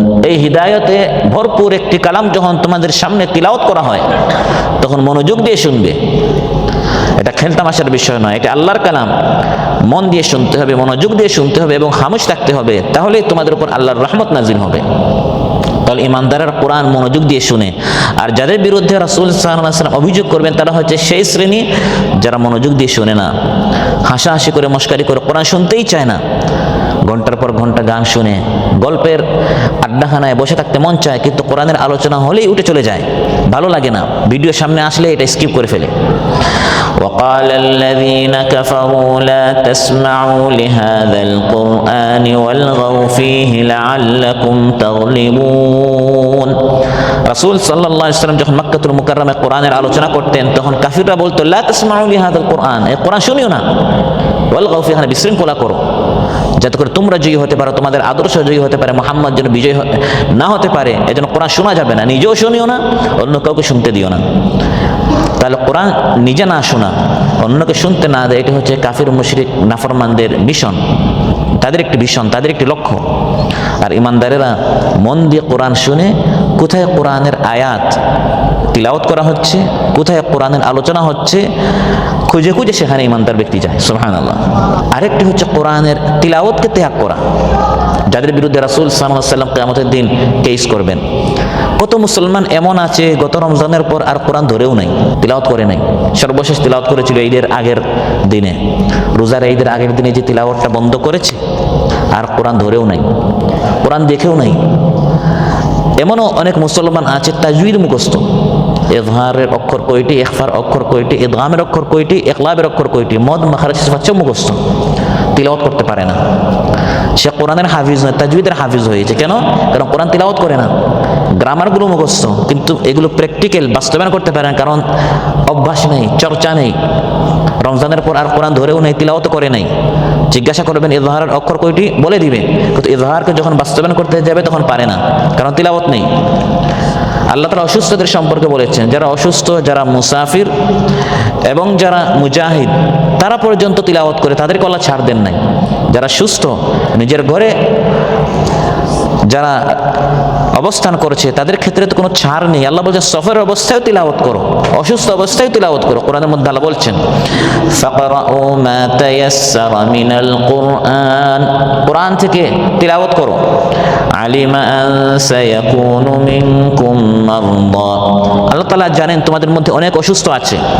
ওয়া আখারুনা ইয়াদরিবুনা ফিল আরদি ইয়াবতাগুনা মিন ফাদলিল্লাহ, আবার তোমাদের মধ্যে এমন অনেক আছে যারা সময় পাচ্ছে না, জমিনের মধ্যে সফর করছে, বিচরণ করছে টাকা রিজিক তলব করার জন্য, আমাদের মতো দেশ থেকে আমরা এখানে এসেছি প্রবাসে টাকা ইনকাম করার জন্য। তো আল্লাহ তাআলা বলেন, আল্লাহ তাআলা জানেন যে অনেকে এই জমিনে ভ্রমণ করছে সফরের পর সফর টাকা ইনকাম করার জন্য।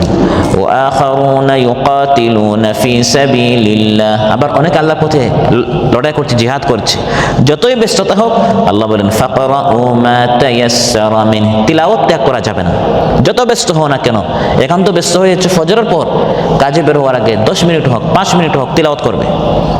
দিনের শুরুটা হতে হবে তিলাওয়াতের মাধ্যমে। কোরআনের মধ্যে আল্লাহ তাআলা বলেছেন শ্রেষ্ঠ কাজ হচ্ছে ফজরের সময়, সেটা হচ্ছে কোরআন তিলাওয়াত করা। ওয়া কুরআনাল ফাজরি ইন্না কুরআনাল ফাজরি কানা মাশহুদা। এখন ঘুম থেকে উঠে প্রথমে হোয়াটসঅ্যাপ চেক করা, ইমো চেক করা, সর্বশেষ কি আপনার স্ট্যাটাস এসেছে, পোস্ট ফেসবুকে রয়েছে, ইউটিউবে রয়েছে, এগুলো আমরা চেক করি। কোরআনের তিলাওয়াত আজ মুসলমানরা ত্যাগ করেছে। তাদের বিরুদ্ধে রাসূল সাল্লাল্লাহু আলাইহি ওয়াসাল্লাম দাঁড়াবেন, যার সম্পর্কে আমরা বলেছি যে তিনি তাইফবাসী সম্পর্কে যারা তাকে রক্তে রঞ্জিত করেছে তাদের পর্যন্ত বদদুয়া করেননি, কিন্তু কোরআন যারা ত্যাগ করেছে তাদের বিরুদ্ধে তিনি কিয়ামতের দিন বদদুয়া করবেন, আল্লাহর নিকট বিচার চাইবেন। আরেকটি হচ্ছে যারা কোরআন মুখস্থ করাকে ত্যাগ করেছে। কত কবিতা মুখস্থ, মানুষের কত কথা মুখস্থ। ভাই জানেন আমি দেশে গিয়েছিলাম, তারপর এই হয়েছে ওই হয়েছে, পুরা কাহিনী 1 ঘন্টা বলে ফেলে মুখস্থ। চাচা ফুফু খালা বন্ধু বান্ধব এলাকা মহল্লে কি হচ্ছে না হচ্ছে সব তার ব্রেইনে মেমোরিতে করে সেভ করে রেখেছে। কোরআনের একটা আয়াত মুখস্থ নেই, গালি মুখস্থ, কাহিনী মুখস্থ, কবিতা মুখস্থ, কত কিছু আমরা মুখস্থ করি মুসলমানেরা, আয়াত একটা বের হয় না জবান থেকে।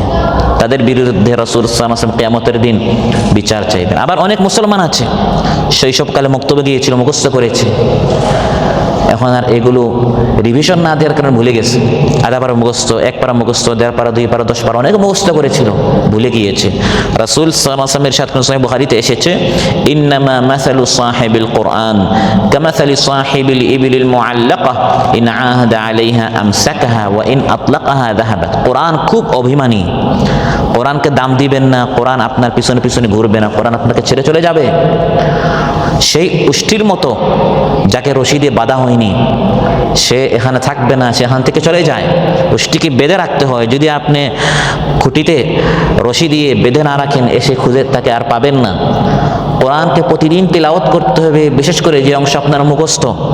ওই উটের মতো ছেড়ে দিলেন, 1 সপ্তাহ পরে দেখবেন ভুলে গেছেন, 1 মাস পরে আপনি দেখবেন আপনার এক আয়াতের সাথে আরেক আয়াতের, এটাকে আমরা মুতাশাবিহ বলি, আপনার পেস লাগছে, মনে হচ্ছে সবগুলো একরকম। প্রথম যে সূরা আমাদের সমস্যা সেটা হচ্ছে কুল ইয়া আইয়ুহাল কাফিরুন, এখানে একটি আয়াত 2 বার এসেছে, লা আ'বুদু মা তা'বুদুন ওয়ালা আনতুম আ'বিদুনা মা আ'বুদু ওয়ালা আনা আ'বিদু মা আ'বাদতুম ওয়ালা আনতুম, এই ওয়ালা আনতুম এটি 2 বার এসেছে। কয়েকদিন তেলাওয়াত করবেন না, দেখবেন আপনার পেস লেগে যাচ্ছে। তো যার আধা পারা মুখস্থ, 1 পারা মুখস্থ, 1.5 পারা মুখস্থ, বারবার কোরআন তিলাওয়াত না করলে কোরআন অনেক অভিমান করে, রাগ করে চলে যাবে। তখন দেখবেন এমনভাবে ভুলে গেছেন, প্রথমবার মুখস্থ করার চেয়ে দ্বিতীয়বার মুখস্থ করাটা বেশি কঠিন হয়। আর কোরআন মুখস্থ করার চেয়ে আয়াত মুখস্থ আরো বেশি করতে হবে। একটা হচ্ছে কোরআন মুখস্থ করা, এটা প্রচলন আমাদের সমাজে অনেক আছে আলহামদুলিল্লাহ। গোটা বিশ্বের মধ্যে সবচেয়ে বেশি কোরআনের হাফেজ হচ্ছে আমাদের দেশে। আমাদের বেশি গুরুত্ব দিতে হবে আয়াতের মুখস্থ। আয়াত মুখস্থ কি? বিষয়ভিত্তিক আয়াত মুখস্থ, যখন যেটা দরকার। আপনি যখন ব্যবসা বাণিজ্য করতে যাবেন, এই সংক্রান্ত কি কি আয়াত আছে, আপনার 30 পারা মুখস্থ করতে পারলে ভালো, না পারলে এই সংক্রান্ত কি কি আয়াত আছে এগুলো মুখস্থ করবেন, আমল করবেন। ব্যবসায়ী করতে যাবেন, এই সংক্রান্ত আয়াত। আপনি শ্রমিক হিসাবে আপনার ক্ষেত্রে কি কি আয়াত আছে, মালিক হিসাবে আপনার ক্ষেত্রে কি কি আয়াত আছে, স্বামী হিসাবে, বাবা হিসাবে, সন্তান হিসাবে, ভাই হিসাবে, প্রতিবেশী হিসাবে, প্রত্যেকের ক্ষেত্রে কিছু আয়াত আছে। রাসূল সাল্লাল্লাহু আলাইহি ওয়াসাল্লাম মারা গেলেন, ইন্তেকাল হলো, হযরত ওমর রাদিয়াল্লাহু দাঁড়ালেন, হাতে তরবারি, বললেন আল্লাহ নবী মারা যাননি। যদি কেউ বলে আল্লাহ রাসূল সাল্লাল্লাহু আলাইহি ওয়াসাল্লাম মারা গিয়েছেন, তার এবং আমার মধ্যে এই তরবারি দ্বারা ফয়সালা হবে। মুসা আলাইহিস সালাম যেমন তুর পাহাড়ে গিয়েছিলেন, এভাবে রাসূল সাল্লাল্লাহু আলাইহি ওয়াসাল্লাম আল্লাহর সাথে সাক্ষাৎ করতে গিয়েছেন। এটা একটি খাস হালত, বিশেষ অবস্থা। এমন সময় হযরত আবু বকর রাদিয়াল্লাহু আসলেন, এসে রাসূল সাল্লাল্লাহু আলাইহি ওয়াসাল্লামের মৃতদেহের উপর তিনি চাদর সরালেন এবং তার কপাল মুবারকে চুম্বন দিলেন। তারপর মিনবরে এসে দেখলেন মিনবরটা হযরত ওমরের হাতে। তিনি মিনবরে সবাইকে বলছেন মহানবী সাল্লাল্লাহু আলাইহি ওয়াসাল্লাম মারা যাননি। তিনি অতি আবেগে, দুঃখে, কষ্টে নিজেকে কন্ট্রোল করতে পারছেন না, বলছেন মহানবী সাল্লাল্লাহু আলাইহি ওয়াসাল্লাম মারা যাননি, এটি হতেই পারে না। হযরত আবু বকর রাদিয়াল্লাহু আনহু তখন তিনি মিনবরে দাঁড়ালেন এবং তিনি একটি আয়াত তিলাওয়াত করলেন। মানুষ মারা গেলে আমাদের দেশে বলা হয় সূরা কুল হুয়াল্লাহ তিলাওয়াত করেন, সূরা ফাতিহা তিলাওয়াত করেন। হযরত আবু বকর তখন তিনি দাঁড়িয়ে সাহাবীদেরকে বলেন না যে সবাই এখন সূরা ফাতিহা তিলাওয়াত করেন, সবাই আপনারা সূরা কুল হুয়াল্লাহ পড়েন। তখন তিনি আয়াত পড়েছেন, এটি হচ্ছে আয়াত মুখস্থ, যখন যে আয়াত দরকার। ওয়ামা মুহাম্মাদুন ইল্লা রাসূলুন ক্বাদ খালাত মিন ক্বাবলিহির রাসূল। আল্লাহ তাআলা বলছেন যে মুহাম্মদ হচ্ছেন রাসূল ছাড়া আর কিছু নন সাল্লাল্লাহু আলাইহি ওয়াসাল্লাম। তিনি একমাত্র রাসূল, তিনি সকালেও রাসূল, সন্ধ্যায়ও রাসূল, দিনেও রাসূল, রাতেও রাসূল, মসজিদেও রাসূল, মার্কেটেও রাসূল, রাজনীতিতেও রাসূল, অর্থনীতিতেও রাসূল, আদালতেও রাসূল, সব জায়গায় তিনি রাসূল, সব জায়গায় তার আইন, তার সুন্নাত মানতে হবে। সুবহানাল্লাহ। আফা ইন মাতা আও কুতিলা ইনকালাবতুম আলা আকাবিকুম। তিনি যদি মারা যান বা শহীদ হন, মানুষ তো দুইভাবে এই পৃথিবী থেকে চলে যায়, হয় স্বাভাবিক যেরকম মানুষ মারা যায় এটাকে মৃত্যু বলা হয়, বা যুদ্ধের ময়দানে কাফিরদের হাতে নিহত হলে এটাকে শাহাদাত বলা হয়। আও কুতিলা আয়াতটি নাজিল হয়েছিল উহুদের ময়দানে, যখন শয়তান গুজব ছড়ালো যে মুহাম্মদ মারা গিয়েছে সাল্লাল্লাহু আলাইহি ওয়াসাল্লাম। তখন অনেক মুসলমান অস্ত্র রেখে তারা একবারে মানে পরাজয় ভাব তাদের মধ্যে চলে আসলো। তখন আল্লাহ তাআলা এই আয়াত নাজিল করেছিলেন তৃতীয় হিজরিতে, প্রায় 9-10 বছর পর এই আয়াতটি এখন কাজে এসেছে। হযরত আবু বকর বললেন যে আল্লাহ তাআলা বলছেন আল্লাহ নবী মারা গেলে তোমরা কি পিছপা হবে? তো আল্লাহ তাআলা বলেছেন যে মহানবী সাল্লাল্লাহু আলাইহি ওয়াসাল্লাম মারা গিয়েছেন, এই দিন তো আল্লাহর নবীর নয়, দিনটা কার? আল্লাহ। মান কানা ইয়াবুদুল্লাহ ফা ইন্নাল্লাহ হাইয়ুন লা ইয়ামুত। আল্লাহ আছেন, আল্লাহ থাকবেন, আমরা দিন ত্যাগ করব না, আমরা দিনের কাজ চালিয়ে যাব। আল্লাহ রাসূল মারা গিয়েছেন, তো তার পরবর্তী খলিফা দাঁড়িয়ে যাবেন। তখন এই আয়াত তিলাওয়াত করা দরকার, তিনি এই আয়াতটি তিলাওয়াত করেছেন। ঠিক এভাবে একজন ইমানদার তার জীবনের কোন স্থানে, কোন সময়, কোন আয়াত দরকার এটা সে মুখস্থ করবে আর আমল করবে। এই উদ্দেশ্যে আল্লাহ তাআলা কোরআন নাযিল করেছে। আর এরকম করেন নাই, এটা অনেকটা কোরআন ত্যাগ, হাজরুল কোরআনের মতো হয়ে যাবে। আরেকটি হচ্ছে কোরআন অনুধাবন করা, এটাকে ত্যাগ করা। কোরআন নাজিল হওয়ার মূল একটি উদ্দেশ্য হচ্ছে কোরআন অনুধাবন করা, কোরআন বুঝার চেষ্টা করা। কিতাবুন আনজালনাহু ইলাইকা মুবারাকুল লিয়াদাব্বারু আয়াতিহি ওয়া লিয়াতাযাক্কারা উলুল আলবাব। আল্লাহ তাআলা ইরশাদ করেন বরকতময় একটি কিতাব আমি নাজিল করেছি, লিয়াদাব্বারু আয়াতিহি, এর আয়াতগুলো বুঝার জন্য, অনুধাবন করার জন্য। কারণ কোরআন আমাদের সামনে কত তিলাওয়াত হচ্ছে, অনুধাবন করলাম না, তাহলে কোরআনকে ত্যাগ করা হলো। আরেকটি হচ্ছে কোরআনের উপর আমল করাকে ত্যাগ করা। মুসনাদ আহমদ এসেছে তাবিঈ আবু আব্দুর রহমান আস-সুলামি রাহিমাহুল্লাহ বলেন হাদাসানা মান কানা ইউকরিউনা মিন আসহাবিন নবী সাল্লাল্লাহু আলাইহি ওয়াসাল্লাম। তিনি তাবিঈ, তিনি বলেন যে সাহাবীদের মধ্যে যারা আমাদেরকে কোরআন শিখাতেন তারা আমাদেরকে বলেছেন তারা কোরআনটা আল্লাহর নবীর কাছ থেকে কিভাবে শিখেছেন। আন্নাহুম কানু ইয়াকতারিউনা মিন রাসূলিল্লাহি সাল্লাল্লাহু আলাইহি ওয়াসাল্লাম 10 আয়াত, তারা রাসূল সাল্লাল্লাহু আলাইহি ওয়াসাল্লাম কাছ থেকে 10টি আয়াত শিখতেন। ফালা ইয়াখুদুনা ফিল আশরিল উখরা, পরবর্তী 10 আয়াতে তারা যেতেন না। হাত্তা ইয়ালামু মা ফি হাদিহি মিনাল ইলমি ওয়াল আমাল, আগের 10 আয়াতে কি ইলম আছে এটা শিখে আমল না করা পর্যন্ত পরের 10 আয়াতে তারা যেতেন না। ক্বালু ফাআলিমনাল ইলমা ওয়াল আমাল, আমরা একসাথে ইলম এবং আমল শিখেছি। প্রথম 10 আয়াত শিখলাম, জানলাম, আমল করলাম, তারপর 10 আয়াতে তারা যেতেন। এভাবে কোরআনের উপর তাদের ইলম হয়েছে, আমল হয়েছে। তাহলে কোরআন ত্যাগ করার অন্যতম একটি ধরন হচ্ছে কোরআন এর উপর আমল করাকে ত্যাগ করা। আর আরেকটি কোরআন ত্যাগ করার অন্যতম একটি ধরন আমাদের সমাজে এর সবচেয়ে বেশি প্রচলন, সেটা হচ্ছে কোরআনের কিছু কিছু শিক্ষাকে বাদ দেয়া। কোরআনের যে অংশ ভালো লাগে, মসজিদ সংক্রান্ত, মসজিদের ভিতরে সংক্রান্ত এই অংশ আমার ভালো লাগে, ধর্ম সংক্রান্ত এই বিষয়গুলো আমরা গ্রহণ করলাম। তো কোরআনের মধ্যে রাজনীতি আছে না? নেই, আছে। অর্থনীতি আছে, পরিবার নীতি আছে, সমাজনীতি আছে, শিক্ষানীতি আছে, সন্ধিনীতি আছে, যুদ্ধনীতি আছে।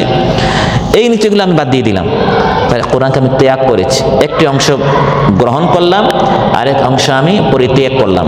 অথচ কোরআনের মধ্যে আল্লাহ তাআলা বলছেন ওয়ানাজ্জালনা আলাইকাল কিতাবা তিবয়ানাল লিকুল্লি শাইইন ওয়া হুদান ওয়া রাহমাতান ওয়া বুশরা লিল মুসলিমিন।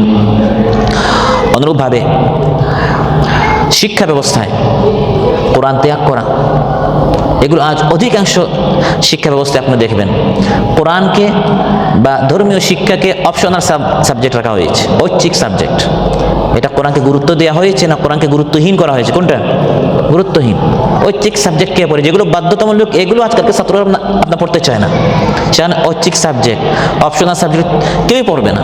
এর অর্থই হচ্ছে এমন একটি প্রজন্ম জেনারেশন উপহার দেয়া যারা কোরআন সম্পর্কে সম্পূর্ণ অজ্ঞ জাহিল। এটি হচ্ছে কোরআন ত্যাগ করার অন্যতম একটি ধরন।